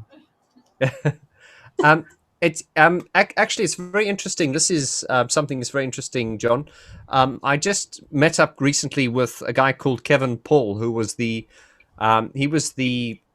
chief mix engineer for Mute Records from about 2004, and he was involved in all the remasters for the 2006 remasters. Yeah, and he's an interesting guy to speak to. In fact, I think I'm just sort of thinking off the top of my head, we should probably try and get him on and have a chat with you as well, because that would be interesting. You must know him, Kevin Paul. No, I don't know him. Okay, there's a lot of people in the world I don't know. Yeah. Okay. I just want to say another random thing, that it's kind of like when I came to the UK for the first time. People went, "Are you from South Africa?" And yeah, I've got a friend from South Africa. He's called James, and I'm like, okay. Then there's that awkward silence. So I've kind of just done that now, haven't I? Yeah, it's always the same. It's like when I first used to come over to America, and then someone would say, "Yeah, I got some family up in like Lancashire. You must know them, right?" It's like, I could see a Geek Talk episode and a regular interview with John. Like, Absolutely.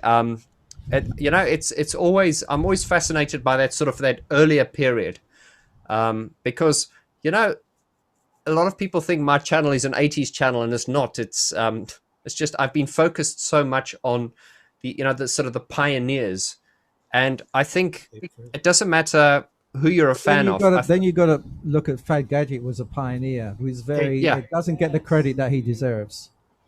Yeah. No. And Depeche Mode were big fans of Fat Gadget. Yeah. And that kind of went full circle when they asked him to come and support them on tour. But if it wasn't for Fat Gadget, there probably may never have been a Depeche Mode. No, there is that. And Bon George, to reiterate, when Yazoo or whatever started, Eric Radcliffe and John had worked together, but Eric went off to work with Yazoo, and John was the one who was working with John. Although John did work on Only You for Yazoo, but John basically was the one working on A Broken Frame, while Eric went off to work in his own studio that he set up at his home, and that's why it was called Upstairs at Eric's. But even though there was no upstairs though, right? No, there wasn't upstairs, but the studio was on the ground floor. And I never really understood why it was called Upstairs at Eric's when it was all on the ground floor. It's always baffled me that time. You have to ask Vince why he called it that. But yeah, so to keep them kind of separate too, I guess. Yeah, we had to keep them separate because they both wanted to use the studio at the same time, and it was just impossible. So John was at Blackwing Studios with Depeche Mode with Daniel Miller, whereas Eric Radcliffe went off with Yazoo. Oh, bless you for staying with Depeche Mode. Oh my God, what a masterpiece. Yeah. So John, you've probably been. They probably asked you the question, but I get this email virtually every day, and the people always ask. There are two. There are fundamentally two emails I get every day. Are you going to interview Alan Wilder? And the second question is, are Depeche Mode releasing a new album? So, do you have any inside info that I should know? Are you going to talk to John Fryer? Isn't it that the third email? Yeah, well, yeah. If not, I'm going to start sending them anyway. There's no info on a new Depeche Mode album. I think a little through the grapevine, non-credible source told me that we might hear an announcement at the end of this year. So I'm sure there will be at some stage. Yeah. yeah. I don't. It's like I don't speak to them very much these days. I used to bump into Andy and Martin around London when I used to live there, but I haven't seen them much since. So John, what made you move to America? You involved in soundtracks and stuff like that, or what? And getting more, I just actually finished the soundtrack to actually the sound and the main song for a short documentary, and I'm going to be working on another one very soon. So keep your eyes out; they will be out very soon. And we do have a new Black Needle Noise song out next week on the 2nd, called Machine. Because that is the place to be. Because I know, for instance, Gary Newman, he moved to California as well about probably 5 or 6 years ago. Because I think his initial idea was to get into movies and soundtracks and stuff, and he's since decided against that. But here's a silly question: is it because of the way work is done these days? Is it necessary to be physically in California if you want to be doing soundtracks and things like that? You don't really have to be. Yes, 100%. I'm being told. Yes, 100%. Yes. 100%. Hey, Von George, my neighbors are selling their house next door. If you. Oh yeah. So are we going to do a crowdfunder, Rob? I'm going to move in next door to you. Yeah. We're going to be moving in next door to Rob. Oh, you're going to be moving in next door. Okay. And we're doing a crowdfunding and starting right now. So get your checkbook out. Who is that? Wow, we need what's Mike going the on Muter there? around here. You can send me your Coinbase. They might send Dogecoin though.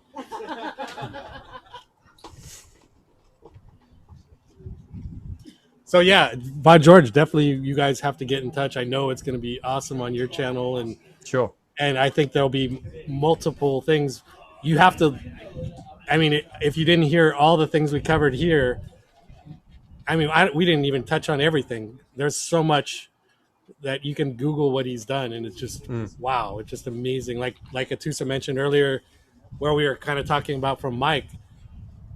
He basically has touched the soundtrack to our youth, like everything, and now that we're older, we're still appreciative of all the stuff he's doing. So. Well, I think, yeah. Well, here's to John, and I think just on a closing note, Rob, because I don't want to dominate the chat here, but I do think it's kind of like when I interviewed Pino Pescatola. These are the people who are they're kind of unknown. And it's a little bit like, I like to use the analogy like a Formula One. You have a Formula One race car driver. He's the star, he's the legend, but there's always that team behind him. And, in this case, Depeche Mode are the Formula One driver. They get all the praise and everything. But, I'm always trying to point out, they are the, obviously the Gareth Joneses, the Daniel Millers, the Flood, and they do get a lot of recognition. But I'm always happy, I'm always keen to speak to the people who, haven't necessarily got the recognition, the credibility that they deserve, if that makes any sense. Well, the funny thing is, though, so going at it from the early days, like his engineering stuff, obviously, like Silicon Teens, Fat Gadget, Depeche Mode, Yaz, that's in alone would be like interesting. Then he was the guy who pretty much kind of defined the Cocteau Twins sound.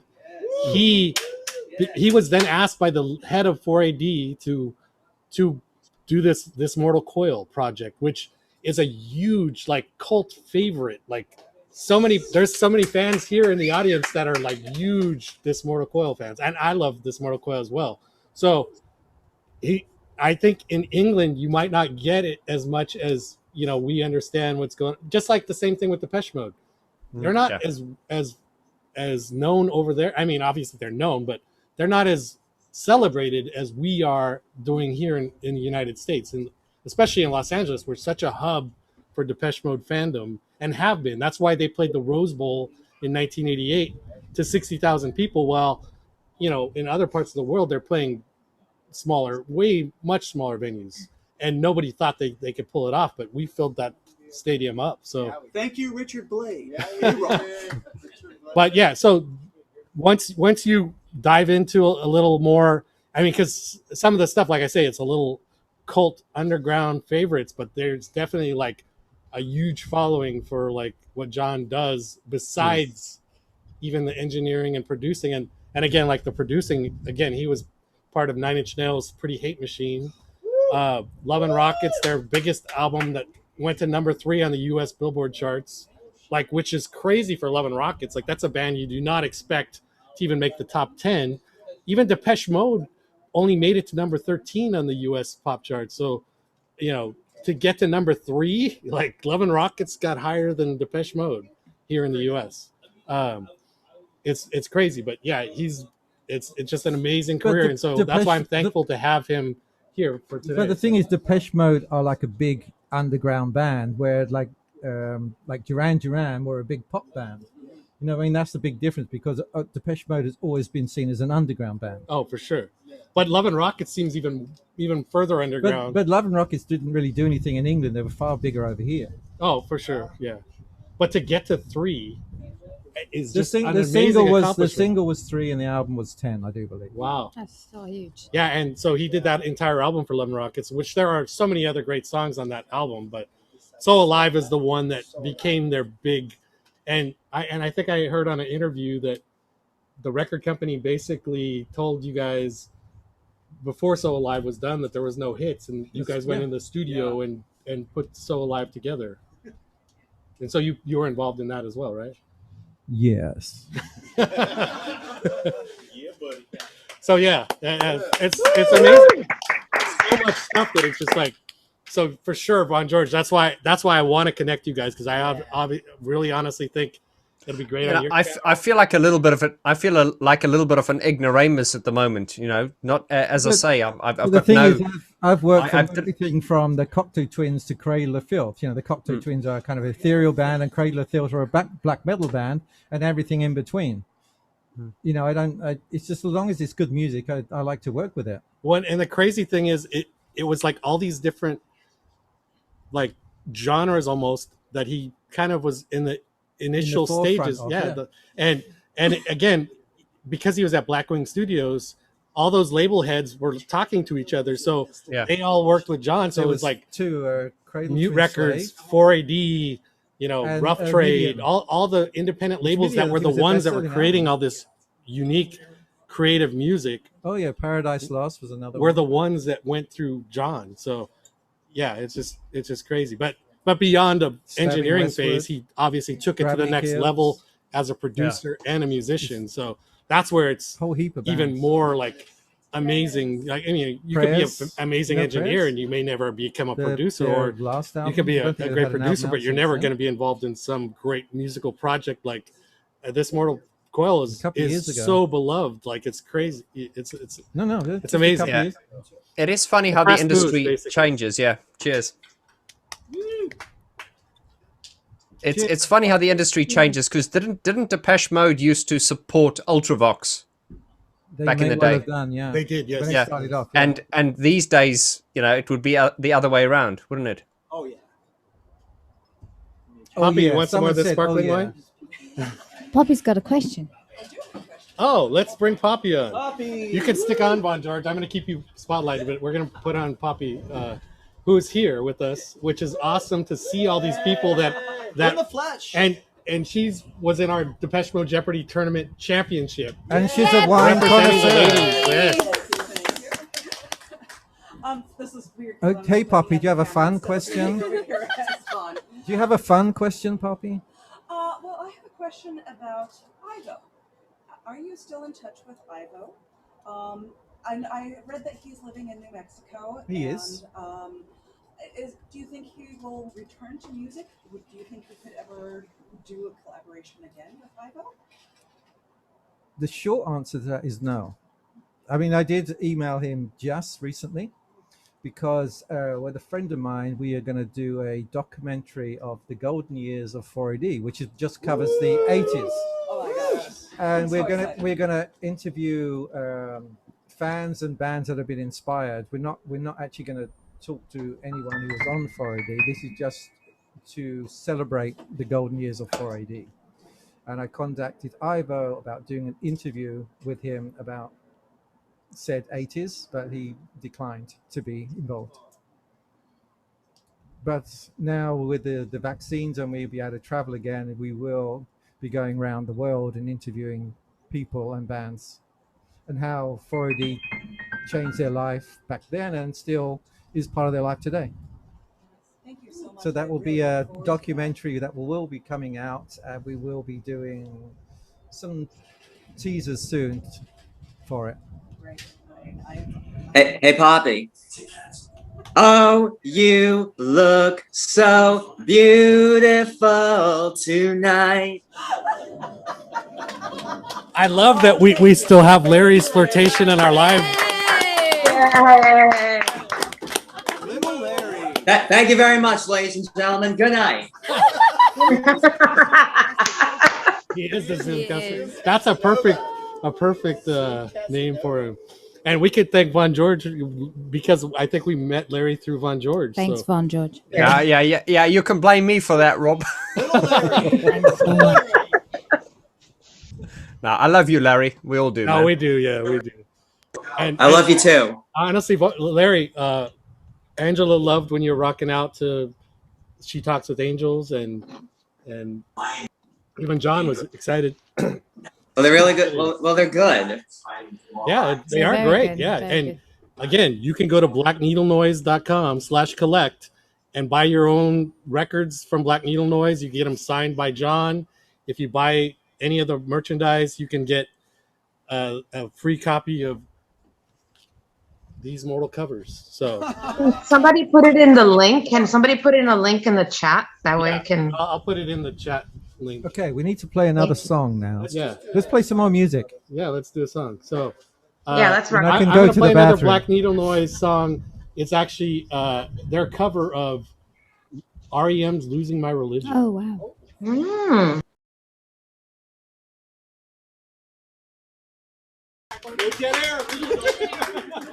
All right, what do you guys think of that? That was a freaking great. I love version of those. I love the Losing My Religion. drums.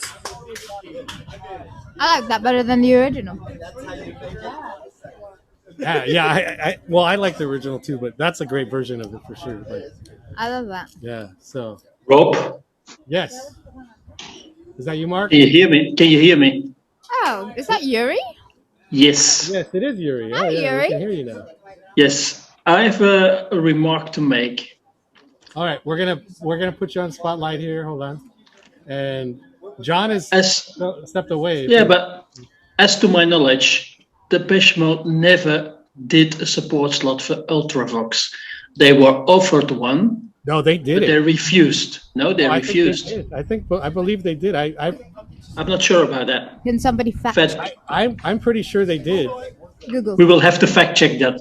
Please do. I'm pretty sure they did. Yeah. Oh, you're right. Isn't it? Anyway, doesn't matter. My mic is working. Yeah. So I'm glad that you have your mic working, and now when John gets back, he's having a conversation off to the side over here. But we'll have you ask him. But I'm pretty sure that Ultravox have Depeche Mode as an opener, but I don't know. We'll double check. But I know I asked Midjur. I told him, yeah, it'd be my dream to have you guys Ultravox playing with Depeche Mode. He's like, well, if you can arrange it, let me know, because he wants it to happen. But I've never had Ultravox, unfortunately. Sure, he will. Hey Rob, do you have like a giant like screen that's like showing all the people that are joining virtually? Like, is there like a giant projector screen in your backyard right now? Let me see if we could pan the camera around so everyone can see what's going on here. Hold on. You want to pan the camera around? You want me to do it like this? Or Yeah, go. Oh, yeah, just like that. Yeah.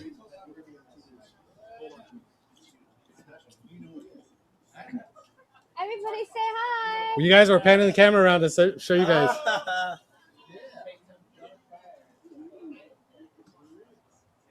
Oh, hi, Lindsay. Who's Lindsay? Who's Lindsay? Oh, the ballet girl that you follow. Her name is Lisa, not Lindsay. Lisa. Oh Jesus. Sorry. Hi, Lisa. Hey, Ray Luna back there. Ray's our sound man. Yeah, we're back back here. So on. let's see. We're having a snack, but we're back on. Yeah, angle it down, please, if you could. Yeah, a little more. Yeah, and then yeah, that's good. I think we're good. You guys can see us okay now, right? Yeah, I can see it. All right, cool. Yuri, did you have a question for John? John is back now, so. No, but just want to say hello. Hi, John. Bon appetit. How are you? Let me put you on camera again. Where Yeah, I'm here.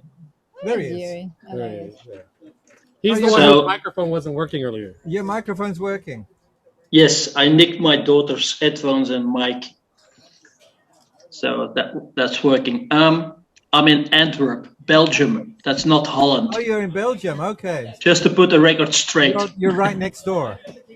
Yeah, kind of, but we're more sympathetic than that. No, it's just like if you ask, "Are you British?" To some people from Scotland. Uh-huh. I made They might that have mistake the other day when I posted about David McElroy introducing me and Mike LaJoy, and I said, yeah, I saw some guy from England posting this on Twitter, and he's like, it's Scotland, not England. He was English this whole time? No, I knew he was from Scotland, but it just one of the, I normally say UK when I do it, but for some reason I just wrote England, and I know, I mean, he has that same accent that Midge has, that Glasgow, like total, yeah. Total Scottish, yeah. Yeah. So I might have one question for John. Go for it. Because I heard that Eric Radcliffe was quite a strange person to work with. Or what I read it like that. He's a strange person to work with. You might give more to that, you know? I don't know. Was it really that way? Where did you read that? I think it was an article in a mag a few years ago. I think a German Music Express. That's the one. Oh, thanks. Okay. No problem. Yeah, to be honest with you, I don't even know what's happened to Eric. I mean, I worked at the studio from the 80s for about 8-9 years. Then I left. I went back maybe once or twice. But since then, the studio's closed down, and I do know no one seemed to know what's happened to him, if he's still alive or not. It's kind of strange. He just disappeared. Couldn't do any I interviews. can recall an image of his with the bow tie. You know, like you also had this small bow tie, right? And his white shirt. It looked like more like an employee from an accountancy or something, rather than. Right, but he was a scientist before he came into the music. Oh, okay. He developed some kind of mirror that shot into space. Some kind of, not exactly sure what he did when he was at school, college, university, before he started his studio. Maybe they meant it by that, being a strange person. I don't know. I hear personal Jesus in the background. Personal cheese. Nope, well, not here. It's not at our location. There was a lot of chatter, but I was trying to find a picture of. There's a picture in the mute documentary evidence or whatever, the mute book, that is of John in the studio with Martin and Dave in 1982 at Black Wing Studios. Yeah, it's a very bad picture. Very bad picture, and it's a very bad. I looked terrible in that interview too. That was on the Depeche Mode CD somewhere. Oh, here we go. I found it. All right, so this is the page from the book. I'll try to hold it up. Oh, the camera's way right over over there. there. Yeah, scoot it up a little bit. Yeah, so down a little. So John is the one in the middle. Obviously, you see Dave and Martin, and then John back behind them. And I don't know if John was trying to get a Martin Gore hairdo going there, or Yeah, we went to the same barbers. So,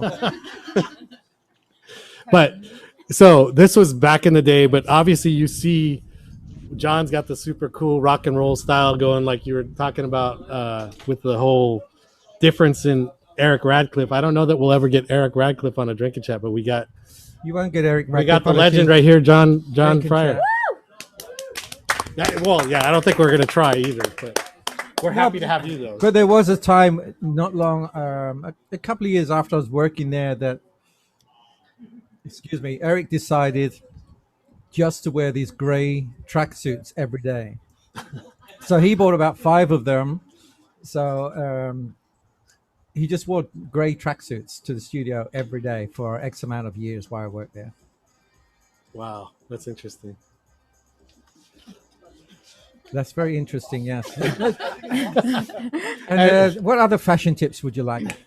It was that fast fashion, really fast, hurry up, throw on a tracksuit kind of thing, or It was convenient, lazy, convenient fashion. okay. So we're open for questions. Do you guys have any questions out there? Any other questions? Music, fashion, no politics though. Oh, thank Larry's you. got one again. Oh, Yeah, Tom has a question. Who is Tom? Dave. Or Dave? I'm Dave. sorry. Dave Gunn. Dave Gahan is here in the house. So to try to tie this one coil To tie a tie? black needle noise together. Yes. With the covers, because obviously this motor coil is known for a lot of their covers, as Yes. well as now your new CD there. Were you involved in this motor coil picking up the covers? No. Okay. What about the new one? How did you come about those? Are they favorite songs, or are they just something you've always wanted to do? No, it's kind of a weird collection of songs, because Walking in My Shoes came about because I was backstage with Rebecca. That was the band Dark Drive Clinic, and she asked to borrow my shoes to walk across the room. And I said, why don't we do a cover of Walking in My Shoes? So that's how that one came about. Some of them were I was asked to do, like I Know What Boys Like was for a film company. It never actually got used.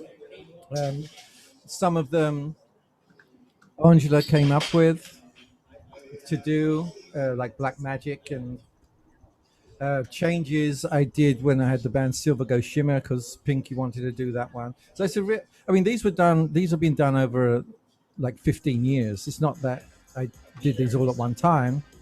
And then Benny from Cleopatra, he heard heard Wonderful World, and was like, oh my God, it's like, I got to release this. So I was never ever going to release these songs, but Benny was so passionate and enthusiastic that I put them all together, and that's why they came out on Cleopatra.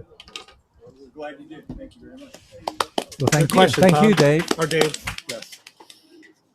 So here's another question. Okay, what was that whispered in his ear? My wife wanted to follow up and say, Oh, so good. why didn't you want to release them? Because they're cover versions. Because there's a lot of, because of all the publishing companies and the legal aspects, it can get, complicated. So I didn't want that complication. Thank you. You're welcome. What song from Depeche Mode that you were not involved with at all There's quite a lot of those. would you have liked to have been the producer on? Not an engineer, but the producer. Haven't we answered that question? I didn't hear that one. I Oh, don't- you were saying "Walking in My Shoes"? Or? No, didn't we talk about that with Ultra and? No, a song, not an album, but a particular song.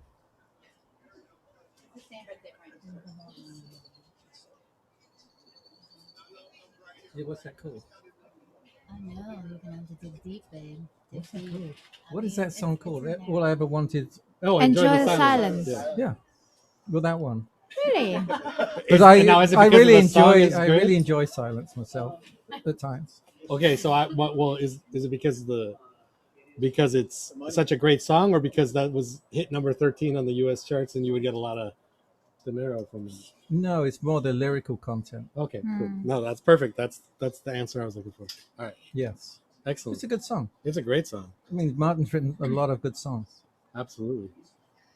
Yeah, and so this guy got to witness the transition from Vince Clarke to Martin Gore in the studio. That's just mind blowing. I mean, it's too bad we can't see what he saw, but you know, you guys didn't have cameras or No, but the thing people don't realize from today till back then is like when bands came into the studio, they went to get away from everybody. You know, there weren't cell phones at the time. No one had a camera on their phone. You know, people didn't have happy snappers. It's like when people came into the studio, it was like, okay, let's shut the outside world out and make music. And then you might get a journalist come in to do an interview with a photographer. Now, the first thing people do is they walk through the door and it's like, selfie, selfie. Can you know, it's a completely different world to it was back then. All everyone wants to do now is promote themselves and how good they are, how amazing they are. But back then it was all about, okay, let's hide away, write a great album, make some music, and then go on tour and then do all the interviews afterwards. Well, and luckily and thankfully, you were part of the bands that were afforded the opportunity to evolve and develop as songwriters and be creative and do what they wanted to do, as opposed to the commercial formula to sell records for a big label. So that's I think that's a testament to why there's an interest from people here, you know, all these years later, as opposed to like whatever New Kids on the Block did in whatever 1980s or, you know, something like that. Like there's a definite staying power with that whole. There's no staying power over there because it's fallen asleep. See that? Hey, we have several drink and chat photos of on Zoom when he's asleep. So now it's just true to life over here. So but you know, but recently, I mean, over the last X amount of years, people have come up to me and said, "Oh, have you got any photos from back in the day in the studio?" And it's like, you know, you must have loads of photographs. It's like, no, I don't have anything from back there. People, you know, you just didn't do that. Right. You know, people didn't want their picture taken. People didn't, you know, it's like, let's just get away and write music. And say now it's a completely different life where everything's all about social media and how good you can make yourself look on social media. That's true. Tom or Dave, did you have any other questions? Whether the music's good or not, great promoting yourself before you even. Yeah, it's the first thing anyone does is they walk into the studio or anywhere and it's like selfie, selfie. And then the album's crap, but you know. Well, you're saying that, not me. But, Actually, just a couple of follow-ups. Oh, sorry, might not have related. Sorry, Dave's coming back in. Come on, Dave. Coming back in. Soundtracks. Soundtracks. You've done quite a few there. Now, is it true that you were involved in the 7 soundtrack? If you listen to it closely, you might hear the Gravity Kills song in there. Yep.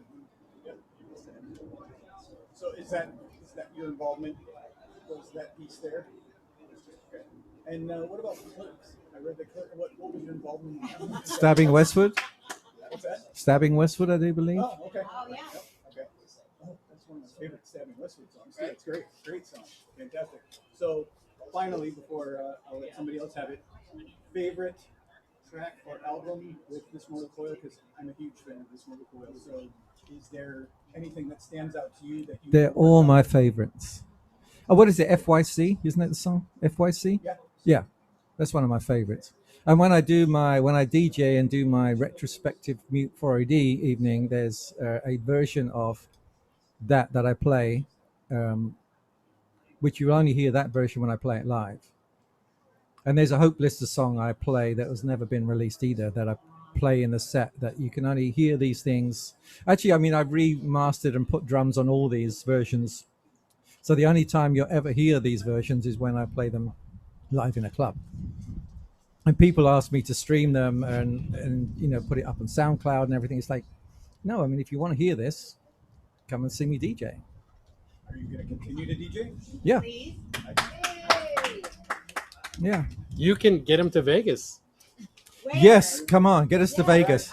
Okay, okay. You know, it's really funny when my other band, Dark Drive Clinic and Silver Ghost Shimmer, when we were planning tours of, you know, the world tours of California, and it's like, let's go and play Vegas. And always everyone, no, we don't want to play Vegas. There's no one to play. There's no good audience there, and blah, blah, blah. It's like, but I want to play Vegas.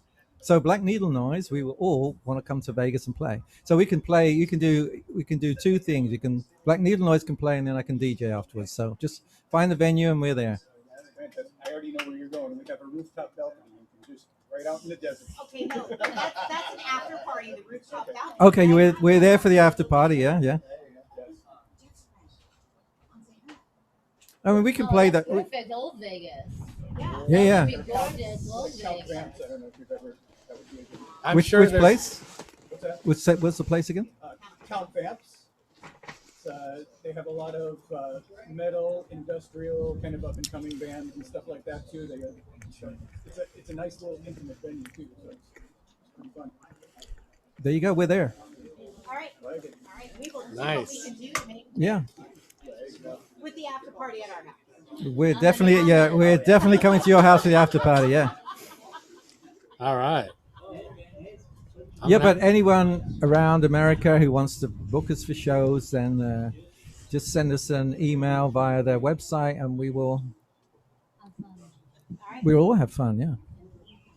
Yeah. So also, just to point out, as he mentioned, Vegas, Dave gone over here. Tom and Robin came in from Vegas, and then we have Mike. Where did Mike disappear to? I think he's Mike is here somewhere. But there's Mike. Oh, there he is. He's grubbing. Mike is grubbing. Mike flew in from Seattle, so we have people from all over, even in our live chat, like from all over the states coming in. So pretty cool. Marky Mark came all the way from Orange County. You have another question? Yeah. Oh, there he is. Yeah. And it was cool. I got to spend the day hanging out with him yesterday. We went record shopping, went to lunch, and Where'd you go record shopping? Amoeba Records. Amoeba? Oh, and I got the two of the This Mortal Coil albums, the Japanese versions. Up in So, LA. yeah. You went Where's all the the way new to LA. location? Yeah, all the way up there. All the way to LA. All the way. Where's the new location at? It's on Highland. In One- El Centro? Yeah, I think it's El Like El Centro. Centro, Yes. California? Yeah, I think that's what it was. And then afterwards, the guy who breaks down the songs, Christian James Hand, we went to his apartment and spent like 3 hours there hanging out with him. That was a great time. So that was That cool. place is magic. Back to back, great, amazing days with our Depeche Mode global group. So That's really cool. Yes. So, anyone else out there got any questions? yeah, let's see. We're running out. Question over there in the bar. You gotta come to the microphone, sir. So we got Steve walking over to the microphone to excuse me, ask a question. Let's see. Let's get him pinned up here. The camera's right on. Oh, I like this. I feel like I'm on the radio. Me and my cousin here have a debate on the Walking in My Shoes cover that you guys. I'm sorry. Thank Me you. and my cousin here, Pedro. We have a debate. Pedro, how you doing, Pedro? The Walking in My Shoes cover. that you Yes. guys, played. The snare on the verses. Yes. That's from World in My Eyes, right? Yep. It's from a Depeche Mode song, yeah. I just wanted a confirmation. Thank you for selling the debate. Of course, you use a Depeche Mode snare sound in the Depeche Mode cover song, of course. Right. No, I caught that. Nice, Steve. Good catch. Nice one. See, some people do actually listen. Oh yeah. So do we need to mute this out on YouTube so they don't get royalties or something like that? Or? It's a snare sound. How can they sue you for that? Okay, all right. Well, they took from Led Zeppelin and whatever too. So Yeah, everyone samples from everyone else. yeah. So I saw there was another question. Actually, no, it's not actually a sample. I recreated that sound. I reimagined it to sound exactly like their sound. That's the fact. Any other questions out there? Now's your opportunity, because at some point we're gonna go dark here on the computer, and we're gonna do like a. And we're gonna light it up here. Yeah, In real life. exactly. Yeah. Oh yeah. We're like, turn it up. Turn it up. Oh, Dale, we got Dale. Okay, Dale! and so Dale, I apologize. I referred to you in Seattle earlier, I think. So maybe It's all good. Not gonna be live when we're all skinny dipping, so you don't have to worry about that. Thank goodness for that. You're lucky I know what that is. Whoa, we are John. lucky about that? John, thank you very much for everything today. It's been really great having you being part of this. So I appreciate that. Thank you. You're welcome, and thank you for letting me into your home. Oh, absolutely. I was trying to Not get down much there for the skill there, event, but that, okay. yeah, I was trying to get down there, but that didn't work out. So I may have missed this, but how did you, I'm curious, Rob, how did you and John initially connect to get to the place where y'all are sitting there today? It's my first question.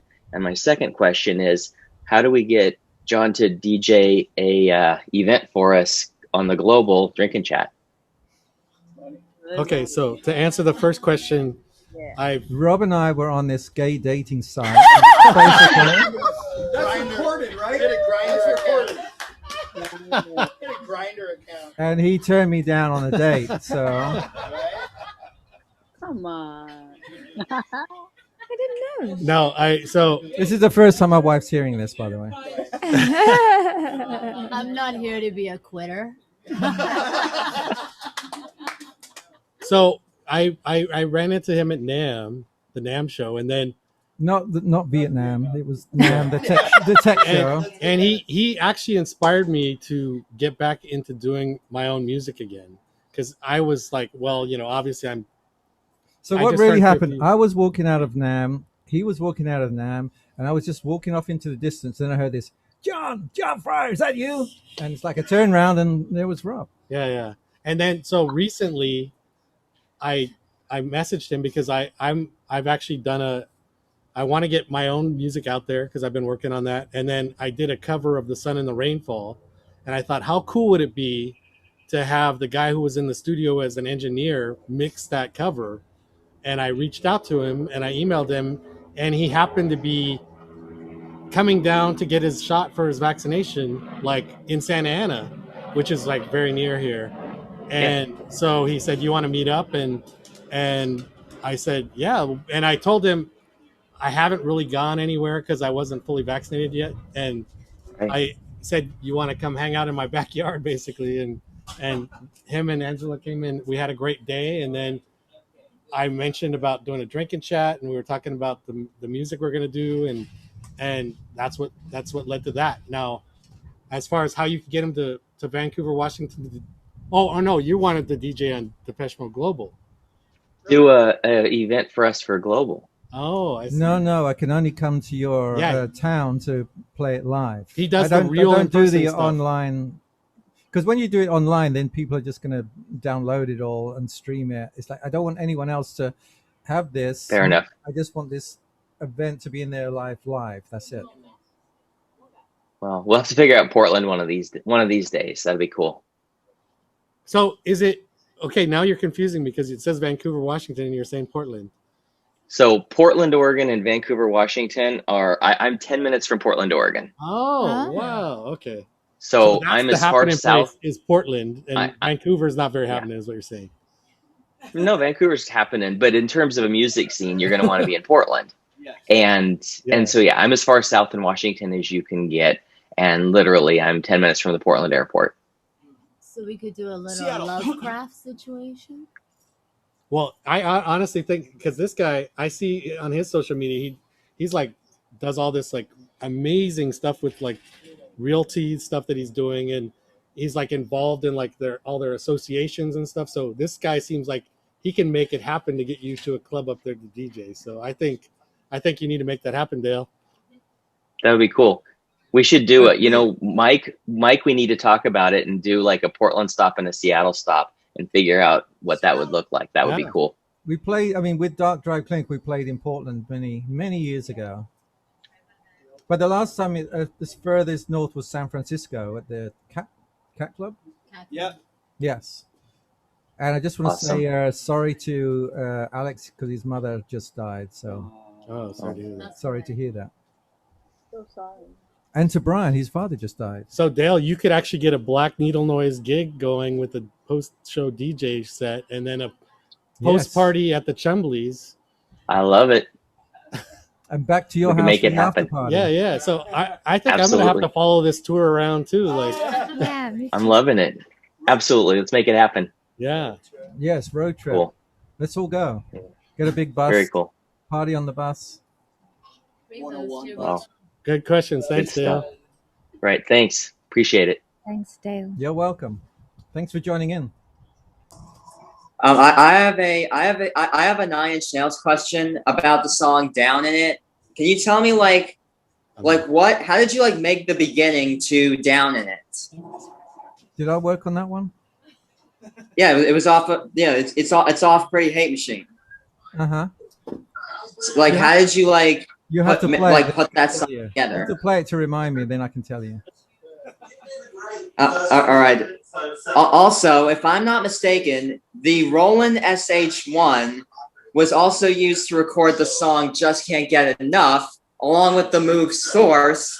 And if I'm not mistaken, I could have sworn I saw those two in the music video for "Just Can't Get Enough." Well, you're super observant. They probably were used, yes. I've seen the video for "Just Can't Get Enough" tons of times, and I can't believe I actually figured it out that time. But not always what are in the videos or what is used in the studio, because some of them they're just there for props in the video. All right, so this is the beginning of "Down in It," because like this really intrigues me.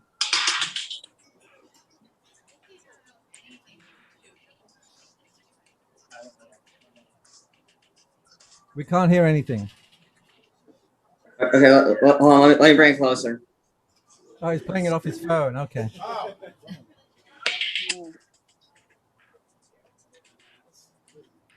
We're all at a bit of a loss here. We can't hear it. We can't hear it.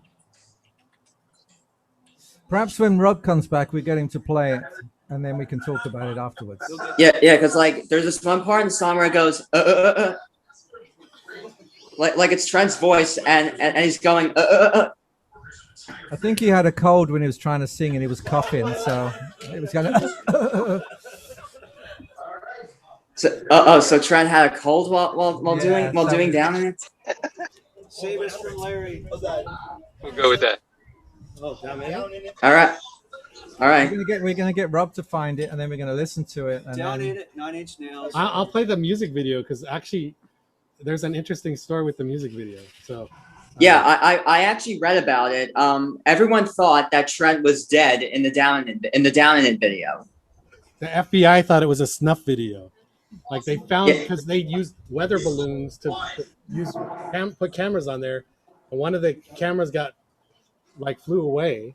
And then a farmer found it in his field, and then played the video and thought he was watching a cult killing, but really it was just Trent faking his own death. But Trent actually did die in that video, and there's just a clone of him around now. So did Paul McCartney die back in the day? That's right. It's a clone. All right, let's see. That's Robin Fink that's singing "Rain, Rain, Go Away, Come Again Some Other Day, Rain, Rain, Go Away." Yeah, so that was Down in It. What do you guys think of that? So song? that was Down in It. We were down in it. Larry, did you get your question answered? What was your question about that song? It's about the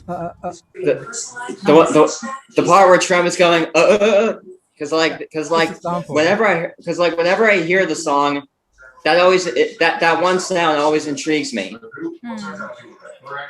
Good ear, Larry. Just a sample of himself with a cold. So see, back in the 80s and 90s, they would sample stuff on a keyboard more often and like just hit repeat on those samples. I think that's kind of what. Like Never Let Me Down did that. They put it in the bank and then play the key to play the intro to Never Let Me Down. Oh, right. Like that.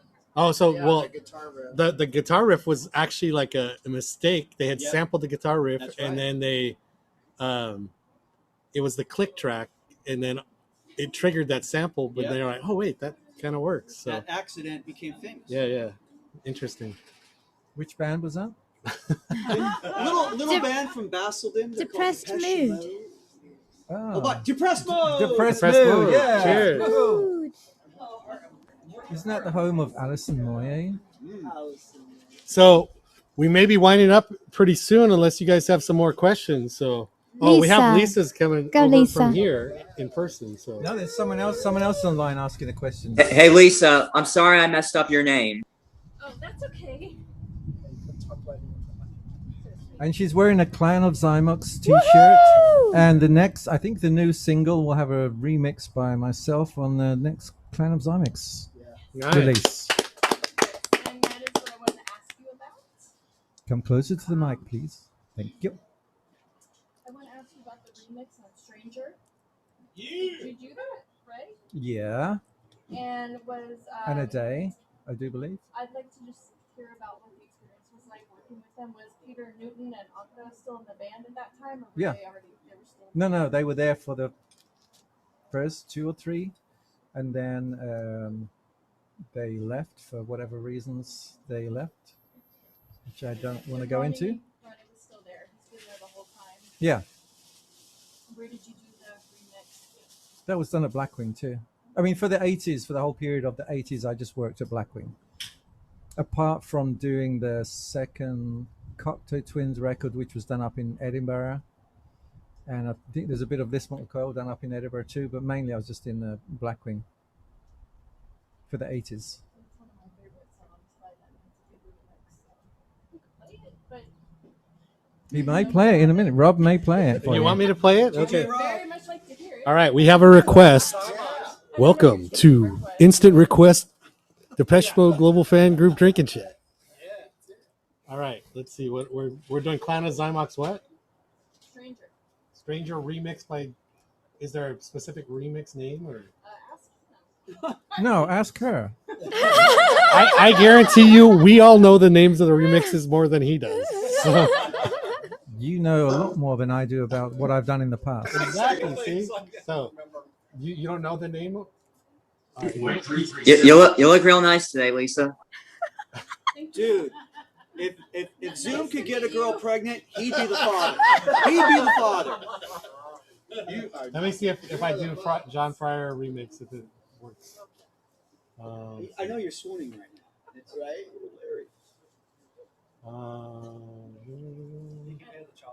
Yeah. I think there is only the one version. Oh, okay. Oh, just Stranger remix. It just called Stranger remix. Okay. Yeah.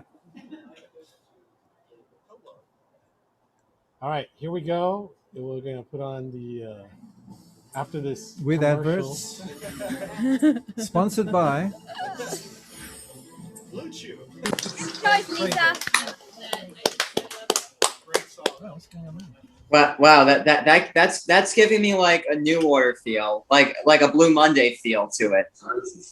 Oh, hey, I have to add a spotlight to Esteban, or Steve, I should say.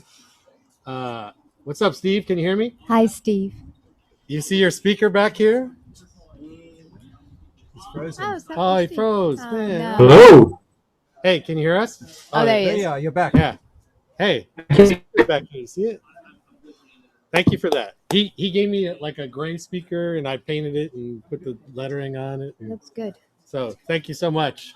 And he's a friend I made Hey, no problem. Hey, from.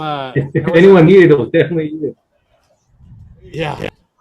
I met him basically when Daniel Miller was doing a LA modular synth event, and yeah, I'm so glad I met Paragram. him. Paragram Ballroom. You're in SoCal, man. If you want to come over here and meet up, you're welcome to come and hang out after. So, you know where I live, so it's up to you if you Yes. want to stop by, man. Welcome. Right on. So, just saying, Steve, John, hello. Hey, Steve. Hey, John. You have any questions?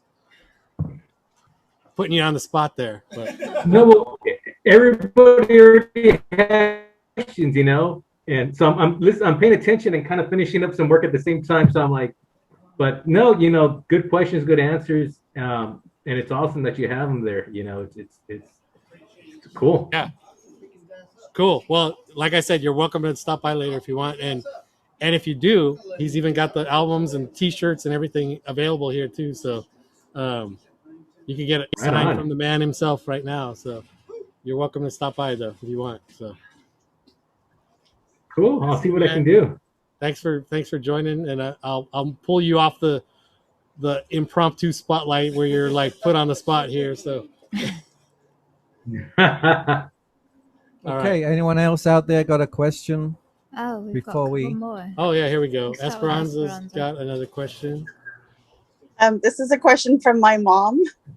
From She your heard mom? in the last track. She heard French horn sounds. Did anyone else hear that?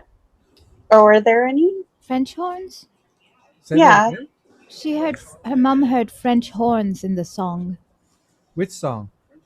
The last track. The last one Yeah. that was played. I have an automatic French horn tune out thing, so I I played French horn and I didn't hear it. No, I mean there was some orchestral backing in there. Yeah, Oh, there was probably orchestral. Yeah, Yeah. probably was French The horn then. orchestra, yeah. It wasn't that often.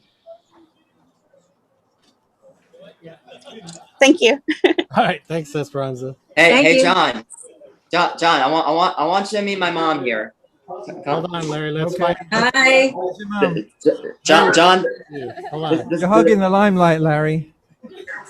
Hi, everybody. It's all about you, Larry. Oh, it's Larry's mom. Is Oh, this, there's is Larry's this the mom. Larry show? Oh, there's Larry. Larry's He mom? produced the first two Depeche Mode albums as well as Nine Inch Nails. Your mother did? Nice. You guys having fun? Yes, we're having fun. Good. Good. I'm glad. He enjoys your company. That leather vest. Where did you guys get that leather vest? What show were you at? It was at a motorcycle show. Yeah, which one? It's an event that they hold every year. It's called the Dinosaur. It's where they show off like vintage motorcycles. Yeah, what city is that? I really I forgot. I really don't know. I just go there because I like checking out old motorcycles. Yeah, what's your favorite year? Probably like 60s down to like 90s. 60s and 90s? Wow, that's a span. Yeah. Well, I Yeah. invite you to look at a Suicide Shifter. You'll never be the same. The way you said that, Suicide Shifter. Well, you should have heard the Depeche Mode lyric with "Never be the same." I don't know what a Suicide Shifter is, but Look it up, find it out. by the way, see if you get this joke. What is Andrew Fletcher's favorite album cover? The Velvet Underground and Nico album cover. Oh boy. The one with the banana. I Yes. got that straight away. Larry, you're only 16 and you're already breaking out dad jokes. What's going on here? Well, at least it's Depeche Mode related. So have you ever been to a live show and seen Andy Fletcher eat a banana? No, I Live on haven't. Stage? See, I I have. haven't, but maybe I will if I'm lucky.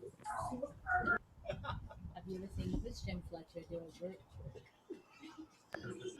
Anyone else? Come on, there must be someone else. Yeah, now's your last call for questions. Anybody have questions here either? Anyone in a depressed mode so we can drink? Ah, depressed mood. Depressed mood. Hey, this is Mikey in Atlanta. Hi, so, Mikey. Hey, how you doing? So will you be working with Depeche Mode in any time in the future, you think? Or I guess it just depends on where they're wanting to head, right? If they want to ask me, sure. Yeah. I'll work with them again. But they have to be nice. They seem like nice enough guys. They have Well, to say, Dave when he's they in a have to good say mood, please right? and I'll think about it. Yeah. All right. Thanks. Thank you. Are you in Georgia? Where are you? Yeah, Mikey, you're in Atlanta, Georgia, right? Yeah, Atlanta. That's right. We just went to the Renaissance Festival, which is why Right. it was Pirate Day. That's why I'm my pirate outfit. When can we get some of your peaches in California? Fresh summertime peaches.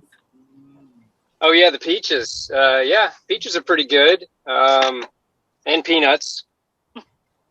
If you boil them. Yeah. Yeah, I mean, or if you eat them straight up. Since you have the gear on, are you guys heading to Arby's? Yeah, we should. We totally should. Dad.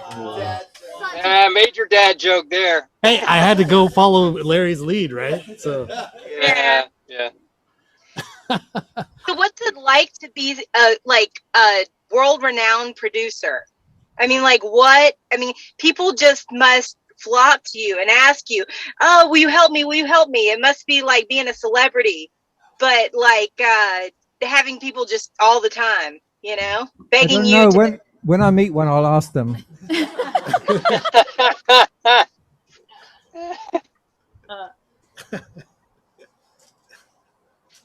Isn't he? he's being humble. He's joking with you. Okay, No, I was so thinking that seriously. like you work with synthesizers or something, and I Yeah, was way off. No, You know? he does. He does. You're good. I work with synthesizers, guitars, drums, bass, all kind of computers. It's a weird way to make a living. Oh, amazing though! Like your touch makes like Violator was just earth breaking to me. You know, like so many people they heard it and they were like, "What is this?" It was a speaking spell. Violator did was a really good Violator album, too, yes. No, Rio was the best. sorry. It's okay. We'll give you a pass. Okay. It's fine. Yeah, Violator was a great album to work on. It's just I didn't work on it. That's all. It would have been great if he did. Yeah, it would have been great. It would have been better. Of course. Yeah, it would have been better if I'd have worked on it. It would have. Yes. So Hands it's down. all right. But I looked up the Suicide Clutch, and yeah, my Larry dad. again. Is this the Larry show? Hi, Larry. Tune in. Hi, Mike. Normally we have Mike. What's up, Larry? My dad. Hey, owns- first we're gonna say thanks to Mikey for joining us. So good to see you, man. Thank you. Thanks for the question. Yeah, definitely. Thank you. Hope you guys had a good time at that Renaissance At Festival. the pirate show. You look very fetching in your pirate outfits. Yeah. Thank you. Yeah, appreciate it. Thanks. Here's my key. And Larry, thank you for letting us be on your show. We really enjoyed it. Thank you. Thank you. Yes. Thanks. Thank you. Yeah. My dad actually owns 2 motorcycles, by the way. That was great. Cheers. But thanks for bringing me out. I always come out to these. Oh, that I've was got to funny. learn how to ride one. All right. I did have some lessons before. Okay, as they do at the bars, last call for questions. And I'm sorry that I wish you could all be here with us in person at some point. Actually, I wish I was there on the beach with you. Yeah. With the palm trees behind you. But that's just Looks a virtual. amazing. It's just a virtual thing. So we can add that on us if we want right now, actually. But Is that for real? No, it's not. I guess I'm the only shark. It's a virtual background, but it looks pretty good. Oh, Simon, you're Very still on in inviting. the UK. It's like, what is it like? I'm back. Hi, Simon. It's not that late. Oh yeah, it's only midnight. Only midnight on Saturday. Hi, Simon. We're bringing you back on, Simon. Hi, Larry. You're in the UK. Then you got a cool. I haven't seen you in a Oh while. yeah, I like your headband. I was off for a while. I had to drive. So Simon, come up with a great question before we go.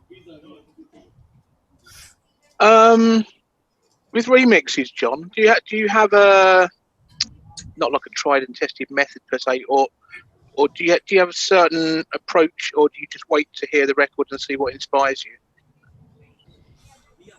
I have a lot of different approaches because I've worked with a lot of different genres of music. It's it's like I have my style, but you can't really have the same approach for every band. There's some producers out there. It's like this is my sound. This is what I do. So you got to adapt to that. It's like I adapt to everyone else's music, and that's why some people listen to records that I've worked on and they don't even realize I've worked on it because it sounds like the band and not like me.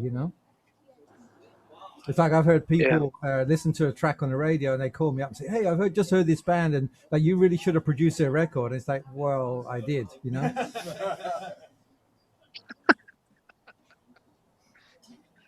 It's like I can make my own music. So when I work with a band, I try to make their music, you know, to make their records. It's how I work. Yeah, that's cool. But that being said, from what I've heard, it sounds like you had a major impact on the Cocteau Twin sound. Would you say that I've that's had the a band? major impact on a lot of people's sounds. But I mean, like, kind of shaping their sound, as opposed to like you were saying that you kind of go with what the band sound is. But it sounds like you actually define their sound. It's fulfilling what they want. Okay. It's like they come into the studio and it's like, this is how we want to sound. It's like, this is our dream, and it's like making people's dreams come true, you know. Nice. It's like it's making the best of their record, because it's how I can make my own records, but it's their records. Cool. So I try to fulfill their dreams of making their records, making the best of their sound, best of their songs. That's what I try to do. And you certainly have done so. So I will raise a glass to John. But by the way, John, if I ever get a band together, I hope to see you in public one day, because I've had the best time here with you. Well, when you get a band together and you come and play LA, we'll be there. Yeah. We'll all be there, Larry. You're definitely invited to come see me at the Roxy. We'll get the whole Depeche Mode cult together and be there. Yeah, we'll be there, man.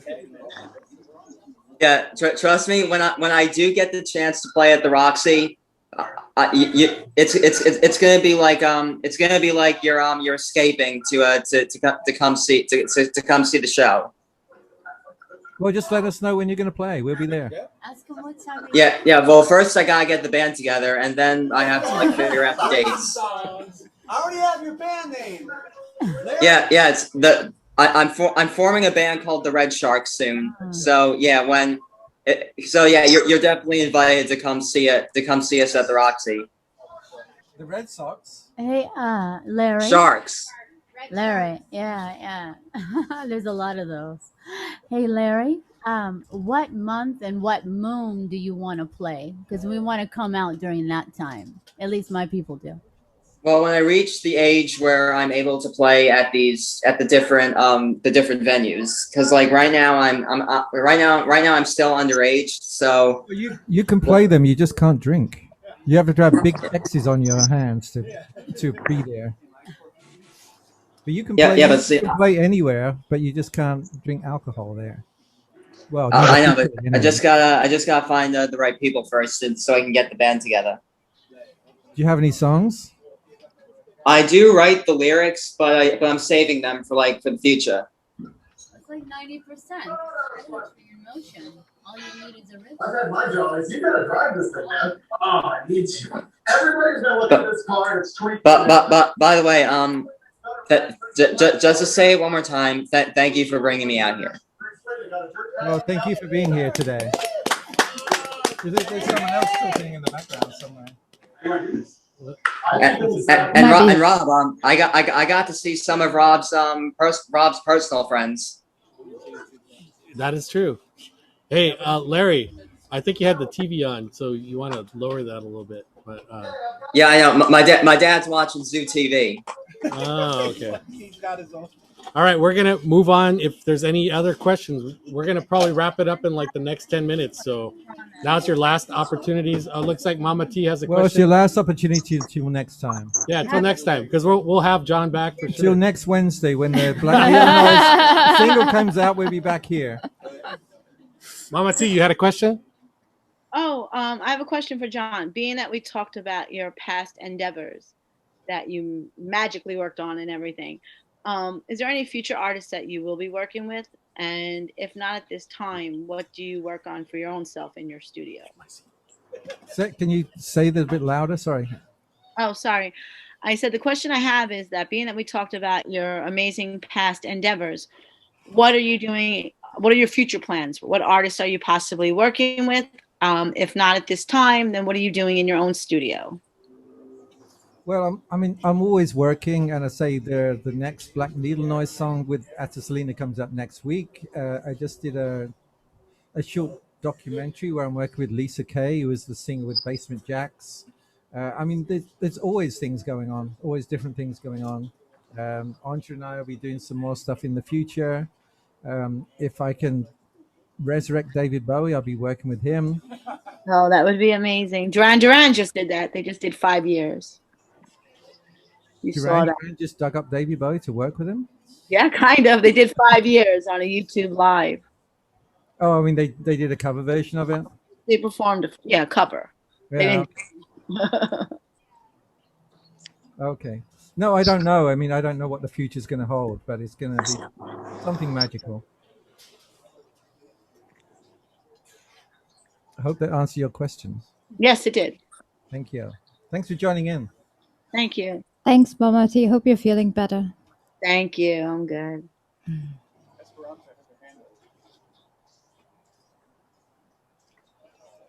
Esperanza, do you have a question?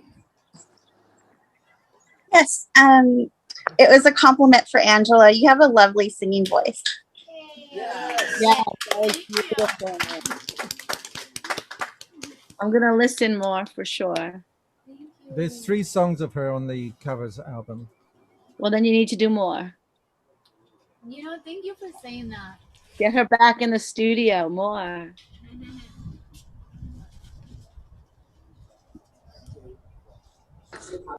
Thanks, Esperanza. I like your sunglasses, Angelo. Thank you. They're 7s, which means girl gangs. So you better watch out. Yeah, these are Ray-Bans. These are chica fuertes. Scary Larry, you over there still? We can't hear if he is. Okay, anyone else? Anyone else? Are we just going to have to close this down and party here in the garden, here in the backyard? Yeah. I think we're going to be switching it off right now. Yeah, go enjoy each Switch it other. off to switch it on here. And but all of you unmute yourselves, and if you could give a round of applause to John for joining us today. Yay. Thank you. Thank you for. And thank you all for tuning in today, and I hope you enjoyed it as much as we have here. And hopefully in the future we'll get more things going like this, and it's going to be a lot of fun. So thank you all. Raise a glass to all of you, and to John and Angela for joining us. So. Cheers. Thank you. Thanks, everyone. Cheers. Cheers.